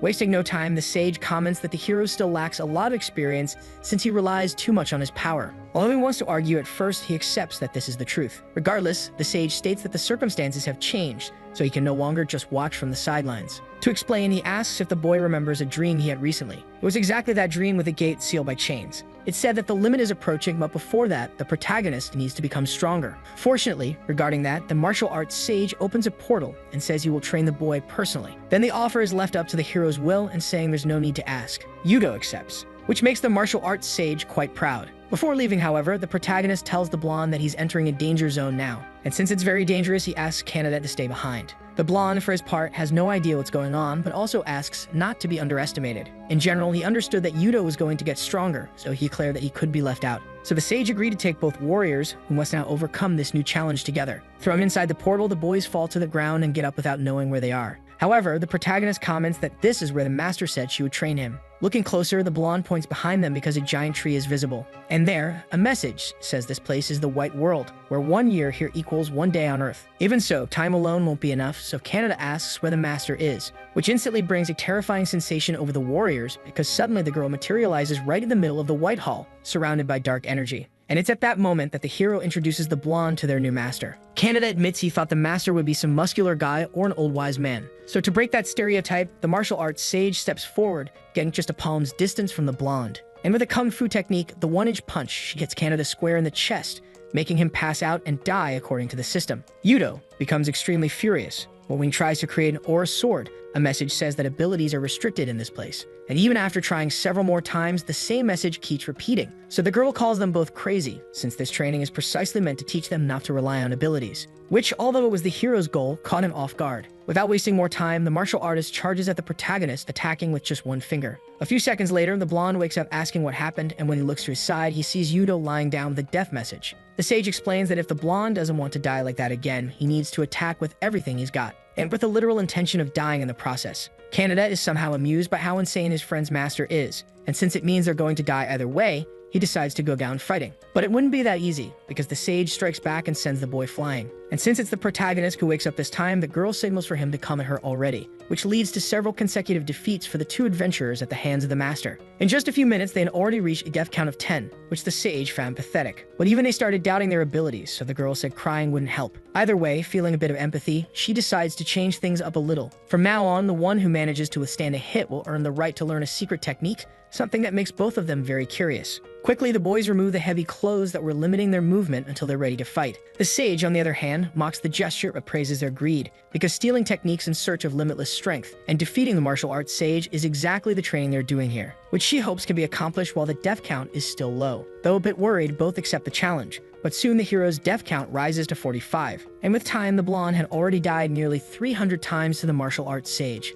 Eventually that number rose to 800 and close to 2,000, 3 times more, 5 times more, pushing the counter sky high. Even so, the two remain determined to fight and complete their objective. In the end, the martial arts sage doesn't teach them any technique, but the countless experiences of death gave them what they needed to learn. For the blonde, there were just too many techniques, and he couldn't steal them all alone. Still, while fighting, he stays determined to at least master half. Then suddenly, he lands a blow that opens the girl's defenses. Quickly, the blonde shouts to the protagonist that it's his chance. And because of the sheer number of times he fought, Yudo replicates the 1-inch punch technique. Since there were so many techniques, the two decide to combine their halves, because that's the only way they'll be able to reach the master. Finally, the martial arts sage falls to her knees before the boys, who are initially confused, but soon become very excited when they realize they've achieved the goal of their training. Faced with that, the sage feels relieved because for a long time she had been furious with the hair over his pathetic skills. However, since the energy they now give off is completely different, the master has to admit how good the two have become. Wasting no more time, the sage asks if they should head back soon. And very enthusiastically, they agree, but not before getting a one-on-one win over her, which makes the girl pause to think, but then she bursts out laughing. And with that, she calls the boys forward, telling them to come at her again. Back in the real world, in the same dungeon they had left, it's already nighttime, so the protagonist asks how many hours have passed. The blonde comments that he's starting to feel jet-lagged. Either way, from a puddle of blood on the floor, something suddenly begins to rise. Then, as he observes the strange shape in front of him, the protagonist asks what it is. But no explanation is needed because soon the thing begins to float, and from the blood orbs, Vlad Astra reappears once again, which left both boys very surprised since the enemy was still alive. Even though it seemed like a desperate situation, the hero comments that it's perfect. After all, this is the best chance they could have to show the results of their training. The vampire, on the other hand, is irritated by the boys' confidence and curses in an unknown language. But while he's still talking, the protagonist appears in front of him like a lightning bolt. And before he can react, he punches the count square in the chest, making him cough up blood from the impact. Yudo happily remarks that it's working, but the blonde believes he's cheating. Either way, not wanting to be left behind, Canada charges in as well and using his skills, strikes the vampire, this time sending him flying. The blonde is very surprised to be able to fight without using any ability. But in contrast, the vampire is more furious than ever, and suddenly he plunges his own arm into his chest and rips out his heart. Then he crushes it with his own hands, turning even his skin the color of blood. And so the immortal king awakens as a powerful SSL-ranked monster. Vlad Astra continues speaking in strange tongues while experiencing his new power. However, the sensation is short-lived as the two warriors rush in and pierce through the vampire with a combined attack, which unexpectedly is enough to defeat him for good, triggering a new system conquest message. Already outside the dungeon, our hero comments that the day was really exhausting. But that was obvious since from afternoon to night, they went through years of training. In any case, because of that, the two got a little closer to their goal, and that's something the blonde agrees with immediately. A little closer to the sea, Canada says he has something to share before the two part ways. It's said that a large-scale combat operation takes place every 4 years. And in that very operation, Canada will be participating, to the protagonist's surprise. Having said that, the blonde suggested it would be a shame if the protagonist didn't join, and so he stated that he'd be waiting for him. Then he said goodbye, claiming that the next time they met, they'd be rivals, something that made Yuto reflect. Later on, our hero finally arrives home where Arisa informs him that Suzuka is there to visit him. While the protagonist changes clothes, the friend apologizes for coming so late. So Yudo says he'll walk her to the station after taking a quick shower. But he doesn't notice that his muscular body now catches the attention of the two girls, who leave thinking this sudden change is very strange. Regardless, our hero takes his shower calmly, reflecting as he looks into the mirror. Before his training, the boy had a lot of trouble against Vlad Astra, but now he was able to defeat him in an instant. On top of that, he didn't need to use any of his skills, just his own strength. Therefore, the hero thinks that now he might be capable of aiming for bigger things like a possible S rank. And without forgetting what his comrades said when they parted, Yuto mentally asks him to wait. As the days passed, our hero's achievements were remarkable, completing several missions in a row. The news became so relevant that it even reached the Kuju Group's headquarters, specifically the CEO's office. Kauta, the CDO of the Kuju Group, still doesn't believe Yudo can be trusted. However, an advisor says otherwise, since the administration of a dungeon must belong to an S-rank guild, which Kauta agrees with, praising his colleague's reasoning. Either way, a tablet is placed on the table showing an image of the hero alongside Kuju and 4 others. In recent years, guilds from all over the world have fiercely fought in the large-scale combat operation, and this time Kauta wants Kirishima Yudo to participate. The advisor asks if there's nothing else, since the slot in Japan was supposed to go to the CEO's son. However, it's revealed that the Lancer in question deserted the United States. Either way, the real goal is to use this opportunity to eliminate Yudo, since without him it'll be easy to seize the school's dungeon. Then the man says he'll start making preparations, and the CEO says he'll be counting on him. That man is the A-rank hunter Koji Tsukishiro, leader of the Abyss Guild. Among a pile of mission papers, they all have something in common: the mission complete stamp. Because of that, and with the deposits already empty, Serena comments in a meeting room that she always knew our hero had potential, but she really didn't expect him to complete everything in such a short time. Yudo is now a C-rank adventurer, and beyond that, the marketing is great since, despite more than 100 adventurers having signed up to participate, it was our hero who secured first place in the event called Next Adventurer. Yudo, in turn, says he didn't plan any of this, but it's proof that his hard work is being recognized. At that moment, at 10:35, the phone in the place rings, and when Serena asks who's calling, she's surprised by the answer, because it's none other than Kaji from the Abyss Guild. As a special guest, the guy has a conversation with both the hero and the girl, and he doesn't waste time handing over a briefcase full of money to persuade Serena about his proposal. Kaji says it's a little gift for all the help, especially from the hero. Either way, the girl thinks that's still too much for a reward, and Kuji praises her perception. In fact, now he's going to show the real reason he came, and when they look at the laptop screen, both are shocked, because it's a summons for a large-scale combat operation. Knowing what this means, Serena panics, thinking he doesn't stand a chance. But quite persuasively, Koji says he wouldn't have come personally if that were the case. Besides, the protagonist has been trying to build a reputation, and this is a one-of-a-kind opportunity, a national competition, and something the boy had mentioned some time ago. So seeing the hero thinking it over, Kuji praises him for considering it. Around 40 years ago, a continental dungeon appeared, something so serious that Yudo even learned about it in school history classes. But now Kuji says he'll tell the real story. After a brutal battle with the whole world cooperating, the island became a controlled dungeon and was later named Atlantis when the war ended. However, one issue still remained, which sparked Yudo's curiosity. Naturally, there was a dilemma about which country would control operations in Atlantis, because the country able to operate this large-scale dungeon would gain benefits never seen before. Almost every nation that took part in the war demanded their share, which nearly started another war. At that moment, a massive black energy orb appeared in Parliament, and as the politicians were trying to understand what was happening, it just kept growing. That day, a mission was issued by the system to determine who would manage Atlantis, and the rule was that each country must send 5 representatives. Hearing that, the protagonist yells out asking which country is behind this, but that's still unknown, and at the time, everyone decided to use it to their advantage. In the end, the rules of the mission never change. Each participant receives a badge with a number, and at some point, they are randomly teleported to Atlantis. Adventurers must then compete to steal badges while heading toward the center of the island. Yudo, in turn, asks what's in the center, and Kuji explains that 8 doors lead to the main arena. So only the 8 adventurers with the most badges can pass through to the main event. Basically, it's a race, but if someone runs too fast to the gates, they might be overtaken by competitors with more badges. In the end, it's a tactical battle, and obviously, if an adventurer doesn't meet the requirements, they'll be eliminated. All 8 winners will fight until one remains, the representative of the country that will manage the dungeon. Then the hero asks why they don't just send S-rank adventurers. Serena explains that participants must be under 25 years old, so not only are there few strong adventurers at that age, but the guilds don't want to risk injuring them. However, reaching the final stage will earn a person recognition as an A-rank adventurer, and the winner will receive an international S-rank license. So Serena immediately recalls the Silver Wings philosophy, and considering they never let opportunities slip by, without needing to think much, both the girl and our hero accept the challenge. Later, in the center of Atlantis, many people are gathered for the national competition that takes place every 4 years. And to present the event, the host named Lucas will be the one handling that role. By the way, he's currently unemployed, but thanks to the linguistic unification skill provided by magic, he got this job. Getting straight to the point, the participants are currently waiting in their respective countries. However, the host reminds the participants to take care of any personal needs right away. Lucas informs them that the badge each of them received has the effect of forcefully teleporting them to the island. Therefore, it is extremely important that no one shows up there in an embarrassing state. Now to kick things off, the event will begin with an exhibition match, where they will invite the most suitable person to the stage. That person is the champion of the previous competition and representative of the United Arab Emirates, the so-called Amir Mukhtar. And as soon as he appears, he apologizes for keeping the audience he loves so much waiting. It is said that last time he demonstrated overwhelming power to secure the championship. After all, he has a unique job that allows him to transform parts of his body into a dragon. In the end, it's not really a job, but rather a species, and that form, even after 4 years, is impossible to forget. Before anything else, Lucas asks if Amir has anything to say to the world and to the adventurers. But for some reason, the man doesn't respond, leaving an awkward silence in the air. That is until he suddenly acts, grabbing the camera with his claws unexpectedly. Looking directly into the lens, he says he's not satisfied with his previous victory, because what he seeks is the #1 spot in the adventurer ranking. It's also revealed that today's opponent is someone he personally invited, and that there's no need for teleportation, because he's already right above them all. From a high-speed jet, the greatest adventurer in the world descends without a parachute,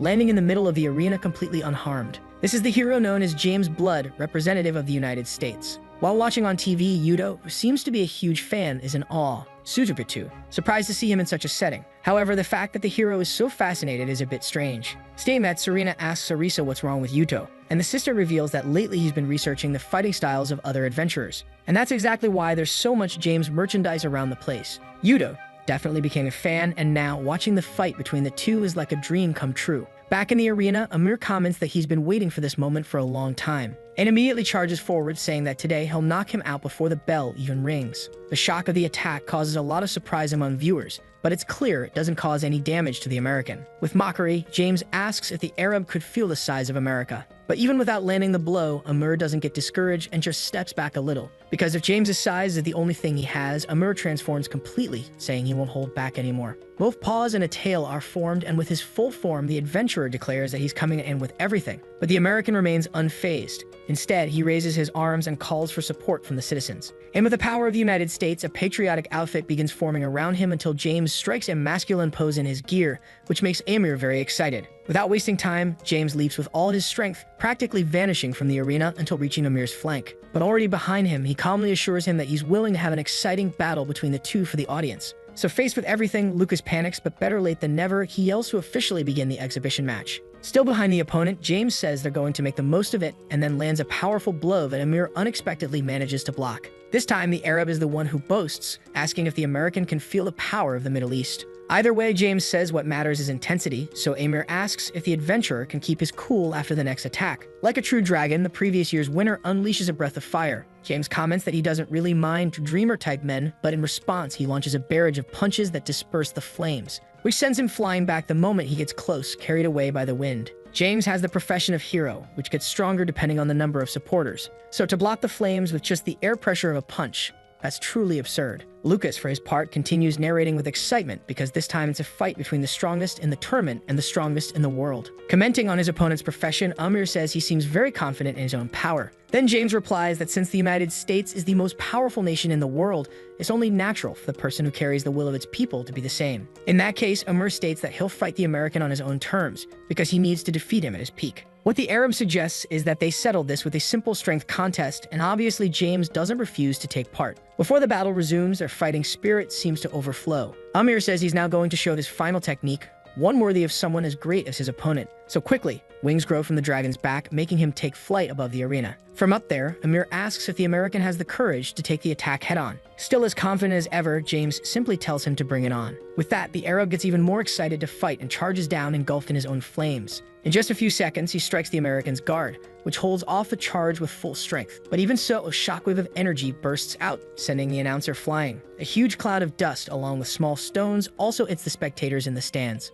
Most importantly, after that charge, James admitted the incredible power of Amir. However, the fact was that the American had completely blocked something that, at first, shouldn't have been possible for a human being. More proud than ever, James advances, thanking him for the fun, and lands a punch right in the dragon's face. This time it sends him flying until he hits the arena wall, dangerously close to Lucas. And since Amir is thrown outside the ring limits, the winner of the competition is officially crowned, James Blood. Back in his normal form, the Arab understands the reason why the American is so powerful, because the more he fights, the stronger he becomes. Also, in a very heroic gesture, he offers to assist the announcer if needed. Either way, the event must now move on to the main part, and since James's son, named Noah, will participate, everyone should stay tuned. In a house a bit farther away, a boy laughs a lot, saying his relative is making him feel embarrassed. That's the boy named Noah, and before fighting, a little girl wishes him good luck, which the boy appreciates. Noah also says he's going to fight in a way that honors the title of being a hero's son. Meanwhile, where our hero is with his badge on his chest, he announces that he's heading out now. Stufika tells Yudo to do his best, and Arisa says she'll cook a delicious meal when he returns. Serena simply wishes him good luck with a hand gesture, which our hero returns. Shortly afterward, in the southern region of Atlantis, Yudo is materialized on top of a mountain. Right above him flies a massive bird, and next to him stands a giant lizard. This is Atlantis, and for something like this to appear out of nowhere, the hero comments that dungeons are truly incredible. Either way, as he closes his eyes, he senses that there are 50 people. And even though they've been discreet since earlier, Yudo tells these hidden individuals that they don't look like referees. So with their positions exposed, 5 assassins emerge from hiding to try and eliminate our hero. Back in the center of the arena, James asks the host if the event should start now. Then Lucas announces that the great mission with over 1,000 participants, named the Conquest of Atlantis, officially begins now. Back to our hero's perspective. One of the assassins comments that they must have ended up there by coincidence. But since the guy isn't even trying to hide his hostility, Yudo just laughs. Either way, the hooded man says there's no need to be so cautious. After all, the competition has just begun, and he wastes no time attacking. Unfortunately for the assassin, Yudo reacts instantly, and all he manages to find is the protagonist's fist landing squarely on his face. The assassin is slammed into the ground and defeated instantly, which earns the hero 1 badge. Terrified by what they just saw, the rest of the line starts casting spells. So several long-range attacks fly toward our hero, and one of the assassins believes the boy won't be able to dodge this magical barrage. But he was completely wrong, because Yuto not only dodged it, but also used his evasions to close the distance to the mages, and with a punch to the ground, sent them all flying. As easily as it looked, the hero claimed 3 more badges. Then he mocked the last remaining adventurer by asking where exactly that barrier was supposed to be. In the same place as the 2 of them, the event's camera was positioned, so the brilliant move the protagonist made was broadcast to everyone, including even the champion of the previous edition, who was surprised by the rumored magicless sage. James, in turn, comments that the boy is also the one who stopped the dungeon collapse, so Aimer finds him very interesting. Back on the battlefield, the protagonist asks if the assassins are being sent by the same employer, because he's been attacked frequently lately, and since that's exactly the case, the warrior is left speechless. Some time ago, the group received a request from the Kuju group, and according to their analysis, even though he was labeled as a sage, the hero specialized in close quarters combat. Moreover, since his combat abilities were supposed to be at most B class, the assassins felt quite at ease. Therefore, the CEO shouted that this wasn't a game. But in any case, the fact was that whoever killed Yudo would receive a generous reward. So obviously, this wasn't a risk-free deal. Since the money was enough for all 5 of them to retire, an excuse for failure wouldn't be acceptable. That's why, behind the scenes, it was arranged that they would be teleported to the same location, and the results had to come quickly. Back in the present, the assassin stammers, complaining that they hadn't been informed about any of this. He also yells, saying that the protagonist's rank was supposed to be only B class. Then Yudo explains that he didn't lie on the promotion exam and that he's always fought at his best. Therefore, the only explanation left is that his opponent unfortunately misjudged the true potential of his power. From a distance, another adventurer watches all the destruction caused by the protagonist's attack. Holding a badge in his hand, he comments that things on the southern front seem to be getting interesting. Then he holds up the coin and asks if his companion doesn't think so too. What's strange, however, is that this companion turns out to be a giant monstrous feline. After having his badge stolen, an adventurer begs to be released from the animal's jaws. But since its owner doesn't respond, the monster simply does what comes naturally.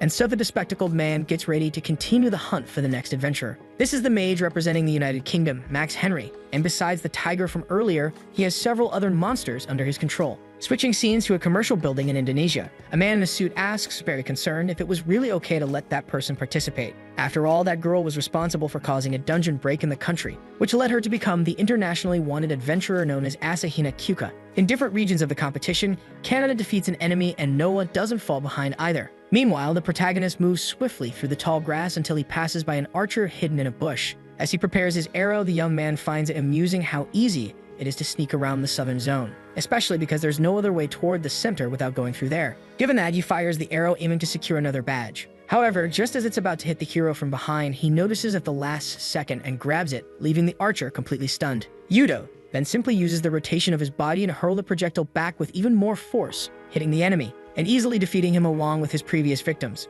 Once again, all of the protagonist's achievements are being broadcast, so his teammates are thrilled by his performance. Looking at the rankings, incredibly, the hero takes the lead over his main competitor, Noah. Speaking of the boy, he's from the Blood Orphanage and is the adoptive son of James, so Lucas asks if that position was expected. In response, the American says that he's been watching Kirishima for a while now, so he's not surprised. So Lucas asks if that means Yudo has a chance to win. But about that, James says he's not sure, though he adds that a true hero never betrays expectations. In this case, the only thing left to find out is which of them will endure that expectation to become the true hero. Without further delay, the host announces the second phase of the competition. That's because the skills required of an exceptional adventurer aren't limited to combat, but also the ability to protect people from dungeons. With the signal just given, challenging areas have appeared and furious monsters will attack the competitors. However, Lucas states this is an opportunity because adventurers who conquer these areas will earn rewards, and the rewards will scale according to the difficulty level of the area cleared. In this case, conquering high difficulty zones could give someone an edge and perhaps turn the entire match around. So the host asks viewers not to miss the drama of the second half of the tournament. Suddenly, the protagonist receives a message on his communicator. This is the instruction regarding the challenge zone where adventurers who defeat monsters will earn badges. At this moment, the hero practically already has the necessary badges for the gates, but he believes that this second round will change things. That said, he wants to clear at least one area to secure his position, and the closest one can be seen just ahead. In the Southwest Challenge area, a girl is fighting against a monster that appears to be a Cerberus named Orthros. However, she's not in the best condition to fight such a high-level monster. One of Orthros' heads quickly attacks, so the girl dodges and prepares a counterattack with her fan. Using spins in the air to increase rotational force, she strikes the monster's head. But Orthros counters with a brutal hit that sends the pink-haired girl flying and rolling across the ground. With that, the girl is no longer able to fight, but she still tries to force herself because she can't afford to lose. The fact is, she went through a lot to get there, and now calling herself the heroine of everyone. Chain stands up despite her injuries and asks the viewers to remember her name. From behind a tree, a suspicious hooded man mocks the girl's profession. And it gets even worse because he was ready to steal the reward. In the end, Yuta was also on his way, so a clash between the three was definitely bound to happen. On a day like any other, a massive tower mysteriously rose. This happened 3 years ago when the tower suddenly appeared and brought chaos. That pink-haired girl felt powerless at the time due to the low number of adventurers in her country. Naturally, the military stepped in, but even when they hit the enemies, their bullets did nothing. So the fate of those on the front line was obvious. Among the military, others helped with evacuation, and while the population panicked. In the middle of all that chaos, the girl was there too. Shortly after, the citizens finally saw a way to escape by sea. But since everyone was panicking, there would definitely be collateral damage. Kin's friend, on the other hand, didn't think twice before yelling at her to come with her. But what the girl was thinking now was, where could they even run on such a small island? Her friend was certain that no one there could fight the monsters, yet Teen was still deep in thought. At a certain moment, while parents ran with a little girl, she dropped her toy. And because it was an important doll, the girl ran back to get it, leaving both her parents and Teen desperate. Especially because just ahead was a massive monster that, even before the girl reached it, stomped and destroyed the doll. So in front of that, holding an identical doll in her hands, Teen couldn't hold it anymore, and simply started running to resolve it in her own way. Since she was very little, there was a cool and very cute heroine from a popular anime. And the most important thing was that Teen looked up to her and wanted to be just like her. Because of that, this time the girl ran to the child without hesitation and gave her the doll, saying it was a present, which made the little one happy, just as Teen had hoped. In any case, because of that decision, the girl put herself in front of the monster. And she leaped forward to go all the way, because if she really could be like the heroine she always admired, surely she could do the same. Back to the present, the girl jumps onto the monster with an attack that radiates colorful energy. And this time, Orthros becomes slightly disoriented from the blow. 3 years have passed and she awakened her profession, but her homeland, Vietnam, is still on the defensive as neighboring countries refuse to help. However, if she wins here, at least she can overcome the hardships and have her voice heard around the world. In that case, maybe among the adventurers across the globe, someone will be willing to lend their strength.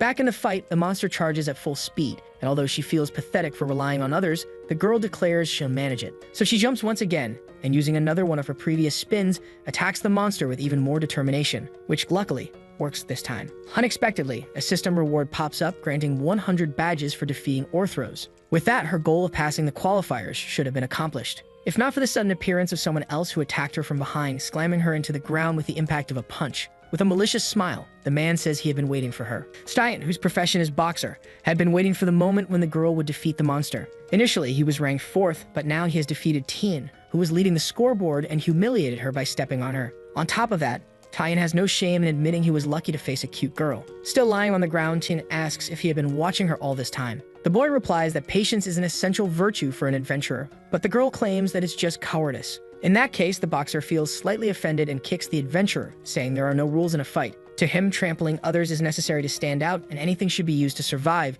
because that's what adventurers do. Team, in turn, says she never admired people like that, but Cheyenne only mocks her. After all, that kind of attitude is something only children should have. Before he can leave, something hits the boy's head, annoying him greatly. It was a magic projectile that Cheyenne launched using her last remaining strength to try and retrieve the badges. In this case, Cheyenne returns rather irritated, since he had tried to be nice to the girl. But since she decided to attack him, he clenches his fist and says he'll send her straight to a coffin. Revealing himself as someone who enjoys hurting women, he claims he'll start by destroying her pretty face. That really would have happened, since an explosion follows his punch. But fortunately, at the last second, a certain someone stops the attack with their bare hands. And since there are supposedly no rules in a fight, our hero asks if he's allowed to interfere too. Obviously, the boxer asks who the hell the boy is, but our hero answers with a strike straight to the center of the aggressor's chest. It sends him flying into a tree, hitting so hard the trunk can't even withstand the impact. Faced with this, the boy lies on the ground coughing, not understanding what just happened. He yells, asking what the protagonist did to cause that kind of result. Theoretically, his diamond gloves should crush even iron. So the hero suggests maybe it's due to the user's lack of skill, which makes Cyan furious.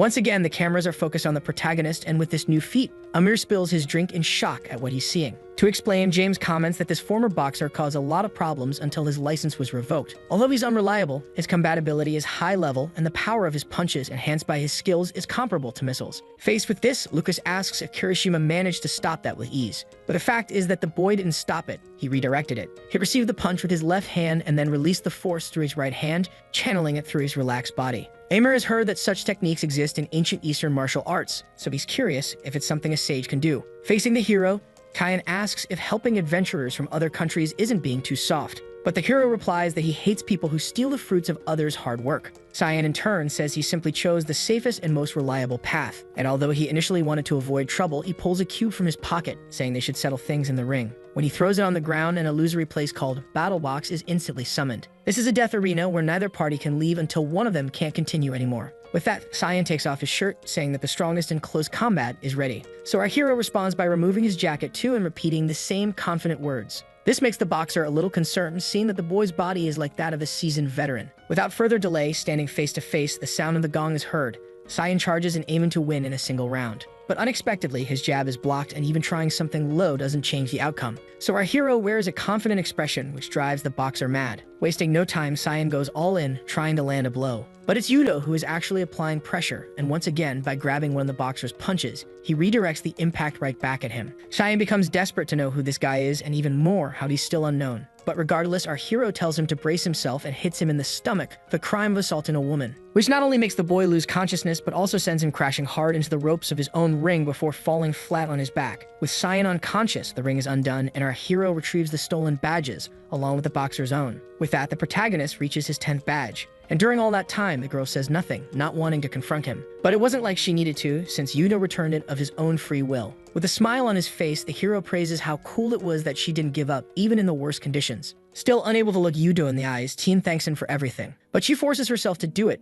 thinking she might be able to ask this person for help. Yudo, on the other hand, isn't paying attention because he finds a badge on the ground and assumes she dropped it during the fight. He gently places it back on the girl's shirt, asking her to make sure not to lose it again. And without giving her a chance to speak, the hero simply says they'll see each other at the main event. Then he leaves, leaving behind Teen, who's left feeling pretty embarrassed. Switching scenes, Noah is working alongside Kaneda amid utter chaos. That's because the two of them are facing the internationally wanted criminal known as Kyoka Asahina. And honestly, Kaneda feels a bit bad for being Japanese. After all, sharing a nationality with a criminal like her is a source of shame for the boy. Just a few minutes earlier, the blonde was fighting the James' adopted son, and the battle was heating up. Noah was surprised by Kaneda's skills, since he'd heard that Yudo was the only one to worry about in Japan. The blonde replied that he understood the warning, but said they should have researched more. As the son of a hero, Kaneda recognizes that Noah is also quite amazing, and he also thought the protagonist might be jealous that he got to face someone so strong while he was out hunting badges. Either way, since Noah had 11 badges, this was a good chance to score a bunch at once. Before anything else, James' adopted son asks if the blonde wants to run, but Kaneda responds that he's going to teach him a lesson.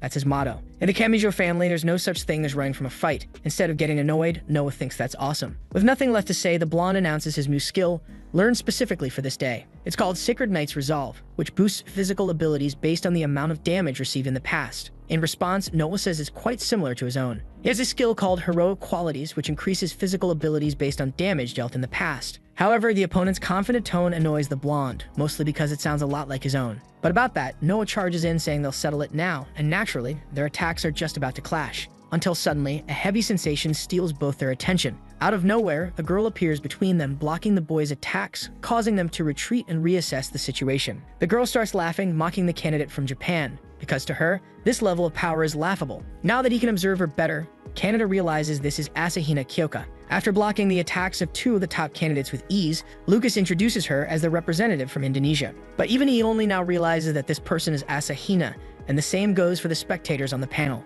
At this moment, she should be someone internationally wanted, but upon checking the system, everything becomes clear. The truth is that the girl threatened the Indonesian government to be forcibly registered as a competitor, and since the final decision rests on this island, no human authority can intervene. James, for his part, laughs a lot, not caring about the past of someone who wants to compete. But laughing off the situation isn't how Amir wants to handle this inconvenience, especially since that person was responsible for a dungeon collapse in his country. Naturally, the Arab wants to eliminate her right then and there, but James wisely stops his companion, to his surprise. In a very mature tone, the American states that they're in the middle of a tournament, and they don't have the right to interfere. Besides, James genuinely wants to watch the fierce battles of the new generation of kids. So even though he's really pissed off, Emir understands and joins him to watch. Meanwhile, at the protagonist's house, Suzuka falls out of her chair when she sees who that person is. After all, the international criminal they're talking about is his sister. Back in the battle, Kaneda shouts that it's not the time to be fighting, and Noah understands completely. Then Asahina mocks the situation, saying it's typical of the United States to pretend to be friends with Japan, even though they don't even know what's going on behind the scenes. Before the fight begins, Kaneda shouts for Noah to pay attention because they'll be dealing with a dual-class adventurer who is both a swordswoman and a mage. However, unexpectedly, the girl opens a rift in space-time and disappears into it. Instead of vanishing instantly, Asahina reappears behind Noah, almost cutting him down. But at the last second, Kaneda pushes the American away, making them both fall to the ground. Noah tries to apologize, but the blonde insists it's not the time for that. At that moment, Kaneda thinks he's never missed Yudo so much, because not even the son of a hero is enough right now. Without wasting time, the girl combines a physical strike with a blast of energy, and a massive burst of fire hits both boys. Next, the criminal uses the environment to her advantage by creating a wall of fire to prevent any escape. And she slowly walks toward the warriors, asking them not to bore her. After all, she's here to have plenty of fun. At first, the girl stores her sword back into the spatial rift, and while casting magic, tells the boys to fight with some enthusiasm. Leading the defense, Kaneda speaks with Noah to make sure they cover each other's blind spots. Quickly, the blonde charges in, saying he'll open the path. At that moment, all Kaneda can think about is the training he had with Yuto. So while the girl fires off dark energy blasts, he remembers how his master's strikes are still ingrained in his sword.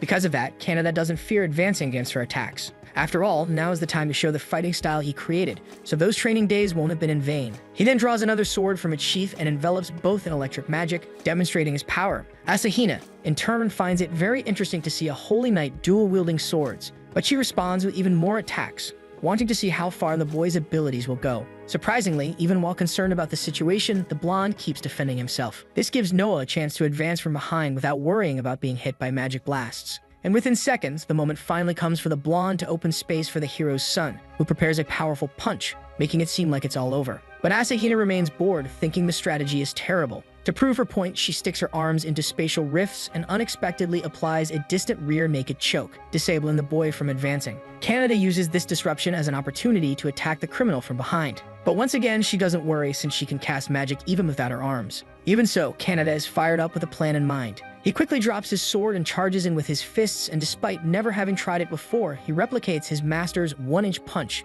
Blood spills, making him initially think he had landed a hit. However, the reality is Asahina laughing at the blonde since she redirected the attack using a rift in her chest to strike Noah instead. Kaneda runs to apologize for the accident, but Noah tells him not to worry since it was a good hit. In any case, it becomes clear to both of them that the girl is a difficult opponent. Hovering above the battlefield, Asahina asks if the two really think that place is safe. Then Kaneda senses something approaching and quickly pushes Noah out of the way, but the girl wasn't going to let that happen. She instantly activates a skill called Golden Silence, which is capable of freezing the abilities of weaker opponents. With that, Kaneda collapses to the ground instantly, leaving Noah very worried. Without further delay, Asahina brings her sword back into reality through the temporal rift once again, and she fires an energy wave at the blonde using her skill Sonic Blade. Cackling with excitement, Asahina is dying to know whether the boy will abandon his partner or die protecting each other. Either option is fine for her, as long as she's entertained. Kaneda really isn't in good shape, and soon a devastating explosion occurs. But when he opens his eyes, the blonde realizes he's still alive. That's because Noah stepped in front of him to protect him,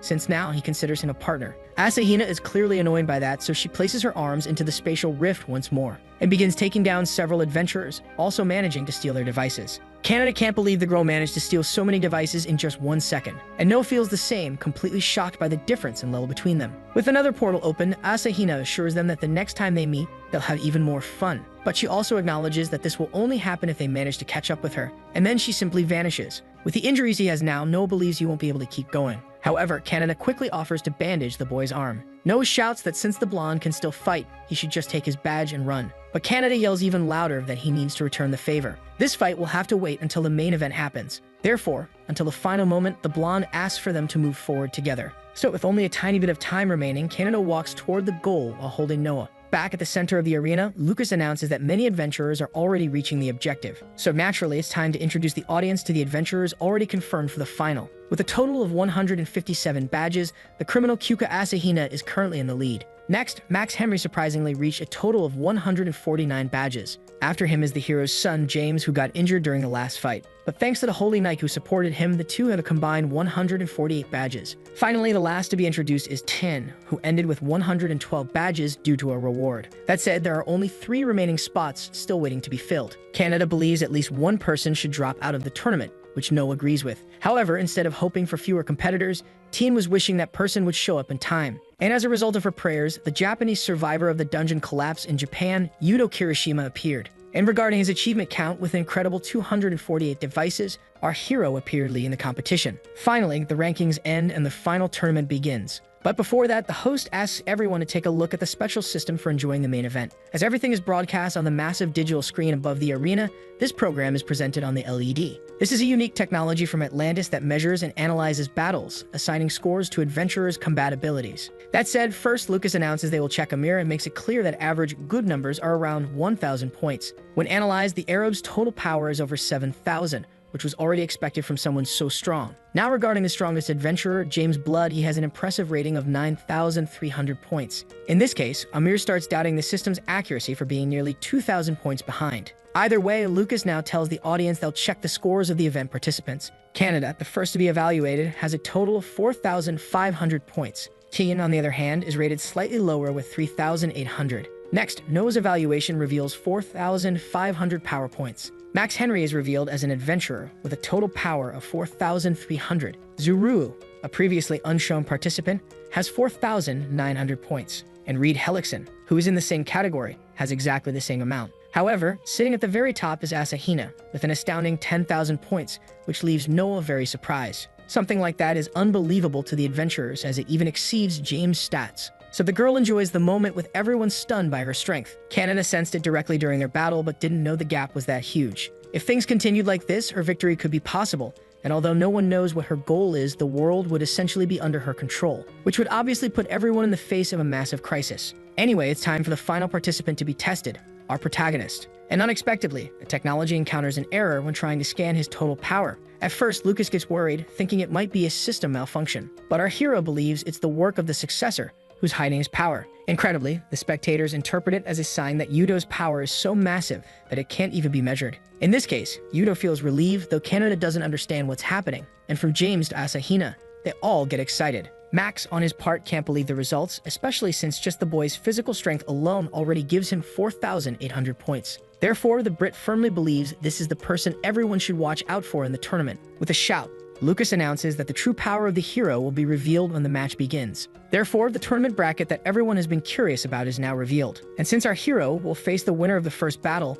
he looks at Canada, because if the blonde wins, they'll meet in the semifinals. In this case, the two get serious about it, and until then, no matter what happens, they both assure themselves they won't lose. Without further delay, the first part of the tournament will take place between Asahina and Noah, who are favorites to win. Obviously, the boy is nervous about stepping into the ring with the girl, but that's when Canada comforts him, telling Noah to do his best. And even though he's still not very confident, he promises to make the fight count. As the two position themselves in the arena, the other participants rise on the floating chairs, until they soon disappear, leaving only the challengers at the center of the conflict. Facing the boy, Asahina asks if his hands are still useful. That Noah throws away his bandage, saying there's no need to worry since both his friends and the medical team helped a lot. Without further delay, the match to decide the winner of the first battle of the final tournament is about to begin. And to avenge the humiliation he suffered from the criminal not long ago, Noah charges forward the moment the gong sounds. Unfortunately, his first strike only hits the ground because the girl dodges easily. Even so, Noah tries to land a kick from behind, but it does nothing. Faced with this, the hero's son tries to launch an even stronger attack, but his fist goes through a portal.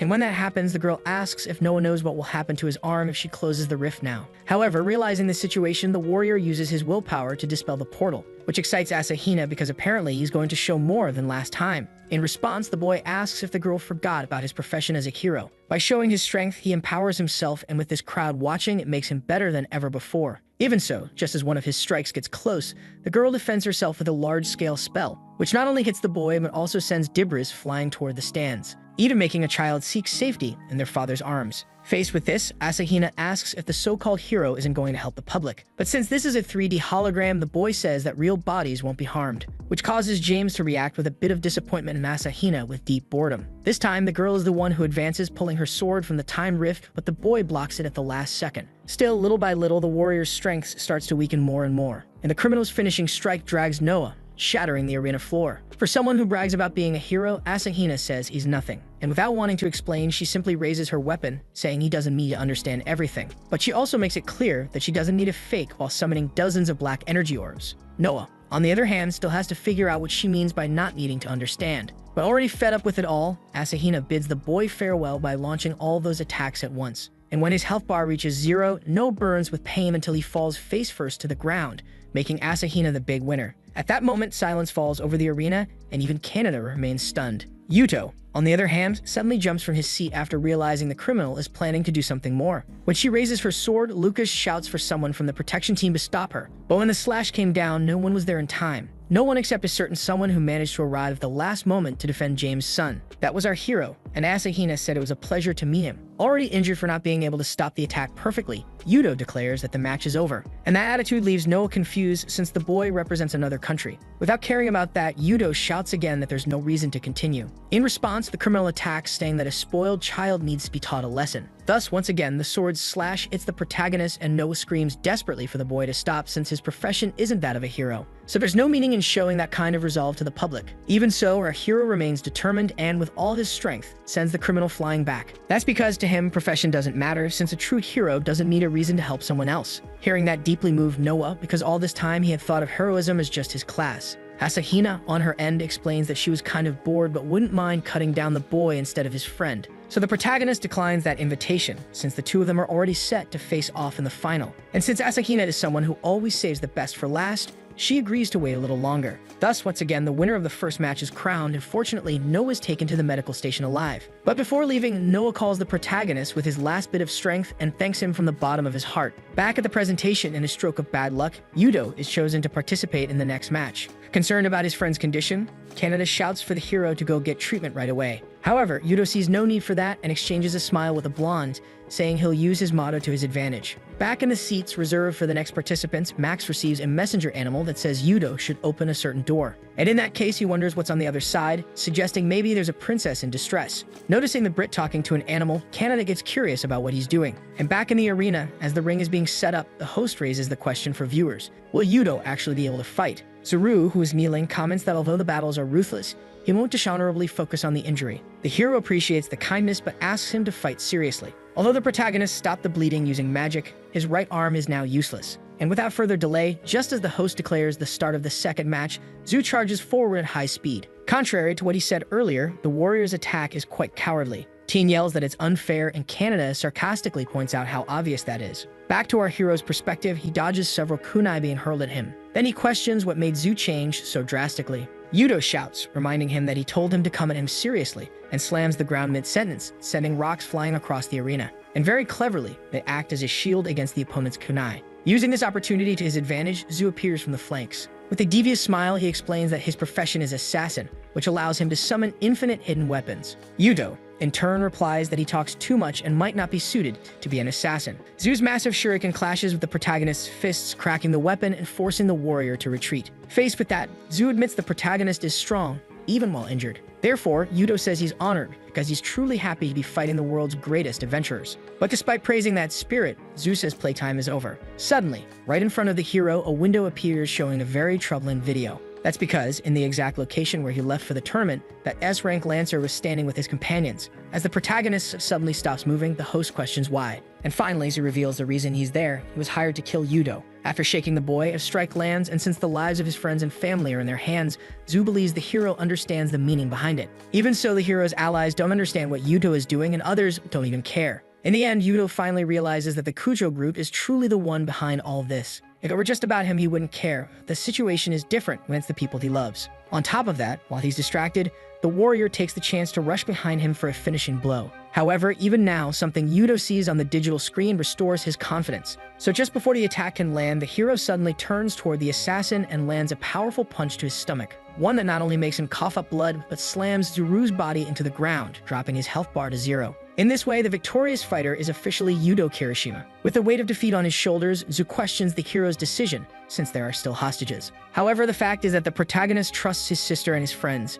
and more than that, he can clearly see the reliable allies he has. Among them is Kabuji himself, who once pretended to be a villain. Going to the place where Kujo is, the leader of the Abyss Guild confronts him head-on. Finding the situation very strange, the blonde asks if the guy wasn't supposed to be Kujo's lapdog. But those words coming from a man who was supposed to be an agent for both America and China don't mean much. Either way, the Lancer gets ready to attack, saying he has no time for this. And since he'll be dealing with an A-rank mage, he smiles and says the Abyss Guild boys should hurry up and die already. But to Koji Tsukishiro, this intimidation sounds exactly like a bad omen for defeat. In front of Tsukishiro, the Lancer asks which side he's on, USA or Europe. But the truth is that he's Japanese, and that's why he fights for Japan. In that case, Kujo comments that finding someone who lies more than him is making him regret things. Still, putting that aside for now, the Lancer says the boy will have to die and charges at him. In response, Kuji summons a kind of virtual keyboard, creating a barrier in front of him. And unexpectedly, a rope-like construct appears, grabbing the blonde and throwing him out of the building. However, as an S-rank adventurer, Kujo spins in the air until he manages to soften his fall with ease. Still, Kuji follows him to the street, saying the room is too cramped for the two of them. In any case, the blonde believes that the rumors about the Japanese guy being a mage are lies, since someone that smart wouldn't have such a common profession. And in fact, that's true, as the Japanese man's real job is programmer, capable of rewriting possibilities. As he creates new events with his ability, people may call him a mage. In this case, using a spear illusion, Kujo claims he can do those tricks too. But confident in himself, Kuji says the adventurer will find out for himself if it's just a trick, which the blonde believes is nothing more than a pathetic bluff. Still, at the moment the illusions meet, one is blocked by a Knight-class copy, and the other two are completely restrained by immobilization magic, giving space for the Knight to finish them all at once, leaving the blonde extremely frustrated. What was most bizarre to him was that the Japanese guy was supposed to be just A rank. Therefore, forcing himself to win the fight, he charges forward again, defeating all the clones and stopping right in front of his opponent. Trying to end the battle, the Lancer jumps high and from the top of a pole infuses magic into his weapon. Then, with a look full of hatred, he tells the Japanese guy to head to the afterlife and throws the spear with all his strength, which leads Koji to react by closing his eyes for some reason. Sometime in the past, Canada couldn't believe that Kujo Kimitaka had killed his own wife, and worse than that was the fact that Kujo served the man who did that to his mother. But to Koji, that was expected from a demon of vengeance, as even his father knew about it. Either way, by making the protagonist participate in the Atlantis tournament, the Japanese man made it clear he could begin his counterattack too. And that was exactly what he now intended to start doing. With a bow in hand, Kuji comments that he hopes to have a good relationship with the blonde and fires a powerful arrow that collides with the spear. Unexpectedly, the arrow deflects the weapon far away, continuing its path until it hits Kujo directly, bringing unbearable pain. Until a few seconds later, the blonde falls to the ground defeated. With the victory, Kuji announces that he implanted a non-violence program into the blonde, so for a while he won't be able to hurt anyone. Back on our hero's balcony, the three girls are impressed that such a strong adventurer was defeated so easily. In the end, Suzuka understands that this is the true power of Tsukishiro Koji. Even on the ground, Kujo tries to summon his weapon again, which doesn't work. So he gives up, starting to throw a tantrum, saying that both he and the hero are lying adventurers. And he doesn't hold back from complaining about how bad the reputation of S-ranks is getting. Either way, even there, a message appears declaring Teen as the winner. Back in the arena, the girl jumps on top of Yudo to celebrate, surprising his sister and Serena, but infuriating Suzuka. For the next fight, Max will face the Holy Knight Canada. But suddenly, a book in his shirt pocket begins to glow, and the boy laughs, asking to wait a little longer. Given his next opponent, he believes something very interesting is about to happen. Finally, the final battle of the first phase of the main tournament will take place between Canada and Max. And the crowd's cheers don't stop for this match, as both are very popular among the ladies. Before anything else, Max says it's an honor to fight such a fun opponent. And since he doesn't understand what the Brit means, Canada simply warns that he'll go all out, which Max doesn't mind at all. So he pulls out the book he was talking to earlier from inside his jacket and opens it, revealing it to be a sort of grimoire filled with monsters. With the pages open, the boy summons a giant octopus just as the announcer declares the start of the match. Max asks the Holy Knight to make things fun for him, which despite the terrifying beast in front of him gets Canada quite fired up. The monster quickly prepares an attack, but the blonde dodges. His opponent's profession is that of a mage, and while it's a common class, his specialty lies in the grimoire that controls spiritual beasts. Therefore, if the boy manages to destroy that book, he could end the battle quickly.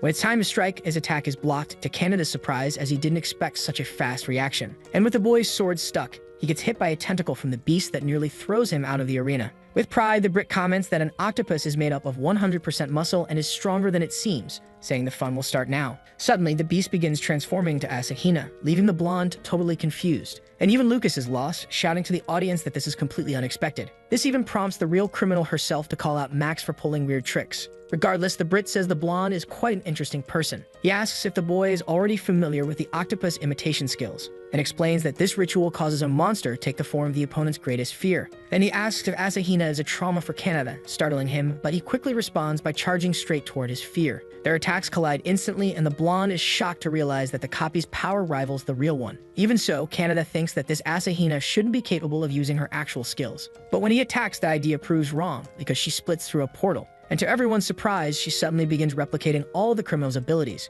From atop the floating seats, the strongest adventurers carefully analyze everything. Upon realizing that Max was hiding this ability, James starts to piece something together. Then, noticing the American nearby, Amir comments that many in his continent revere the boy as the true adventurer. That's because the truth is that guy has a dual profession, just like Asahina, which confirms James' suspicion. Amir believes that his class is Traveler, literally the only adventurer in this world who can travel to another dimension freely. In that case, James understands where all these skills were learned, but he also thinks a simple duel like this might be a disadvantage. And although he agrees, Amir says the whole situation is very strange. Theoretically, a simple mimicry technique shouldn't be capable of copying abilities. That's why, taking a pause in the arena, Canada tries to recall everything so far, and after making some connections, an idea finally comes to his mind. Wasting no time, the blonde slams his sword into the ground and removes his armor without hesitation, prompting Max to ask if he's giving up the fight. Of course, the blonde denies it and says he's simply acting according to his principle, which is to never run from any opponent and to always believe in his own strength. Before the boy can understand, Canada takes a martial arts stance, then dashes at high speed, leaving Max amazed at his opponent's capability even while unarmed. Although he rushes forward, the girl's copy manages to dodge a punch by splitting in half. But Canada yells that he won't let the octopus escape either, and with another punch at the portal's seam, he breaks the illusion, striking the monster and leaving the Brit speechless. With a single punch, Canada knocks out the giant octopus, causing great surprise in the commentary. However, the blonde soon explains that the moment he mimics the octopus, he starts becoming transparent from the head down. Therefore, when he mimicked Asahina, only the legs were transformed, and he split each half to simulate the effect of the portal. But to solve that was enough to strike the core hidden behind the legs. Close-range punches use vibration and are highly effective on creatures with water-rich bodies. So after breaking the Englishman's strategy, Canada asks who the next opponent is. But unexpectedly, the guy closes his book and gives up without a hint of shame, which obviously throws Canada off completely. Amura, meanwhile, understands that the guy is simply an enthusiast for interesting opponents. So victory or defeat doesn't matter as long as he's satisfied with the fight. As such, the tournament announces Canada Kamijo as the winner of the match. First of all, the blonde tries to ask why the fight ended like that. Then the opponent comes close and whispers something in the boy's ear that Canada doesn't believe, but the Englishman insists. Either way, Max says goodbye, telling him that until they meet again, he'll leave that gift with the boy. And after accepting it, Canada comments that Max can be even more annoying than Yuto. Finally, the much-anticipated first phase comes to an end, and the semifinalists are shown on the big screen. So the question remains who will advance to the finals, and Lucas tells the viewers to stay tuned. Meanwhile, Canada, on the floating chair, looks at that gift and vows he will win the next fight, especially because he needs to do that in order to save our hero. After a long time, the tournament begins to enter its final stages, and the next match happens to be between two Japanese competitors, which means Japan will go to the finals either way. However, only one person must be the one to bring true honor back to the country, and now it will be decided who will take on that role. With his companion in front of him, the protagonist comments that the time has finally come. So Canada responds that they should settle this once and for all to see who's stronger. Now, as the two boys advance, the first semifinal match begins. With his first move, the hero strikes the ground, creating a dust barrier that blocks vision. And from that, he takes advantage of the unpredictability to throw rocks, which the Holy Knight cuts in half. However, that was just a distraction for a close-range strike that hits the blonde's defenses right away. Yuto can feel the true strength of his companion, which is quite thrilling. In this case, he thinks he must respond with all of his strength as well. Quickly, the hero summons his Aura Blade after a long time without using it, and he hits the Holy Knight's defenses again, but this time the Knight counterattacks from the right. And for some reason, the system's instant prediction feature malfunctions. By coincidence, or bad luck, our hero takes the full hit, which was exactly the blonde's plan. And soon, he'll be able to disable the protagonist's other ability in the same way. In the past, while the hero was sleeping, the master said she wanted the blonde to do something as they exchanged blows. Then Canada made it clear at the time that he wasn't going to lose on purpose, but what she wanted was precisely for the boy to explore his friend's weakness. In this case, the blonde asked if that battle maniac really had one, and it was explained that at that moment, the boy had already lost part of his strength, which made Canada very curious to know more. The master had already revealed who she was, so she said the boy had another wise mentor. That was the Sage of Knowledge, and for certain reasons, he lost his abilities to the point that he now almost doesn't remember him. Thinking about it, when they fought the vampire, Canada recalls some strange behaviors the hero had, and that most likely happened because he subconsciously tried to use the abilities he had lost. Because of that, the master said the blonde's weakness was his strength, but it could throw Yuto off balance. Back in the present, Kaneda doesn't seem very pleased to use this strategy, but he charges forward with both swords imbued with aura. Naturally, the hero watches the attack head-on, so the blonde aims at the ground, making Yudo question what kind of attack that is. Like a true mole, Kaneda digs several identical holes and uses them as underground paths. Then, using the ones near the protagonist, he strikes upward from below, all of a sudden. This is the strategy the blonde believes the hero won't be able to handle in his current state. Without stopping for even a second, the Holy Knight keeps moving through the gaps, and suddenly he approaches from below, ready to deliver an attack that would end it all. So the hero tries to understand why he can't react, but he doesn't have time to think because with Yudo down on the ground, Kaneda uses his aerial advantage to strike from above. And unexpectedly, the blow lands before the protagonist can even summon his aura sword, launching him far with unbelievable force, which still isn't enough for Kaneda, who keeps advancing. Back to the conversation the boy had with Max, the Brit asked if he wanted to help Yudo regain his strength, and without explaining how he knew, he simply handed over a part of the book, assuring it would work. So now, back in the present with the two very close, the blonde unleashes this beast borrowed from Max. And upon forming a sort of giant bubble, it traps the protagonist inside. Kaneda, recalling what he once heard, comments that sometimes choosing to run is also an option, and he says that if the hero does that, paths he couldn't see before might be revealed. Although surprised, the protagonist understands it with a hint of sadness. To explain, Kaneda says he wants to fight Yudo at his best, and because he's not well right now, he wants the boy to take care of himself and escape. Yudo, in turn, starts feeling some conflicting emotions, and suddenly, before he realizes it, he returns to that white room. And just like last time, he's not alone, and since the boy came back on his own, that mysterious sage bound by chains asks if Yudo is ready to inherit his legacy. Once fully materialized, the man says it's been a long time since he last saw the boy. So the protagonist asks who this person is as he doesn't remember them meeting before. Feeling slightly ignored, the sage says he'll make Yudo remember and then takes him to a different place where recent memories are sealed. For some reason, the protagonist only now remembers the death of the Sage of Knowledge. And having something like that rush back to his mind so suddenly is so overwhelming it brings him to his knees. Regardless, the Dark Sage says this is the boy's last chance to take the opportunity to inherit his legacy. But the hero wonders, why would he do something like that? In response, the sage says that since they're in his domain, resistance isn't an option, and just like before, there's no one to save him. This is a proposal the protagonist has no choice over, which becomes clear when the system opens a window with only the option to accept. Even so, the sage insists he won't take over the boy and will even restore the powers of the Sage of Knowledge. But since that doesn't seem to convince him, the man asks if the boy knows the reason he was sealed, and he answers proudly that it was because he was too powerful. Proclaiming himself as the most powerful sage in history, his arguments become more and more convincing. Still, the protagonist remains stubborn about accepting his powers. So out of patience, the sage yells that Yudo has no other choice but to submit. But suddenly, a barrier is placed in front of him by Kaneda on the outside. And just as the Sage of Darkness charges in to force the hero again, he suddenly feels something strange in his body, leaving Yudo confused. It was a remnant of the soul of the Sage of Knowledge, returning to tell his successor not to falter. In response, the enemy shouted for the weaker one to shut up, throwing that personality far away. Faced with all of this, Yudo asks the being in front of him a question. And since they will now be companions, the sage says he'll answer anything. But what the protagonist wanted to know was, what exactly was he going to inherit from the man? During his time, one thing Yudo learned from the sages was that they couldn't lie about the abilities they wished to pass on. So as expected, instead of answering, the sage just told the protagonist to shut up,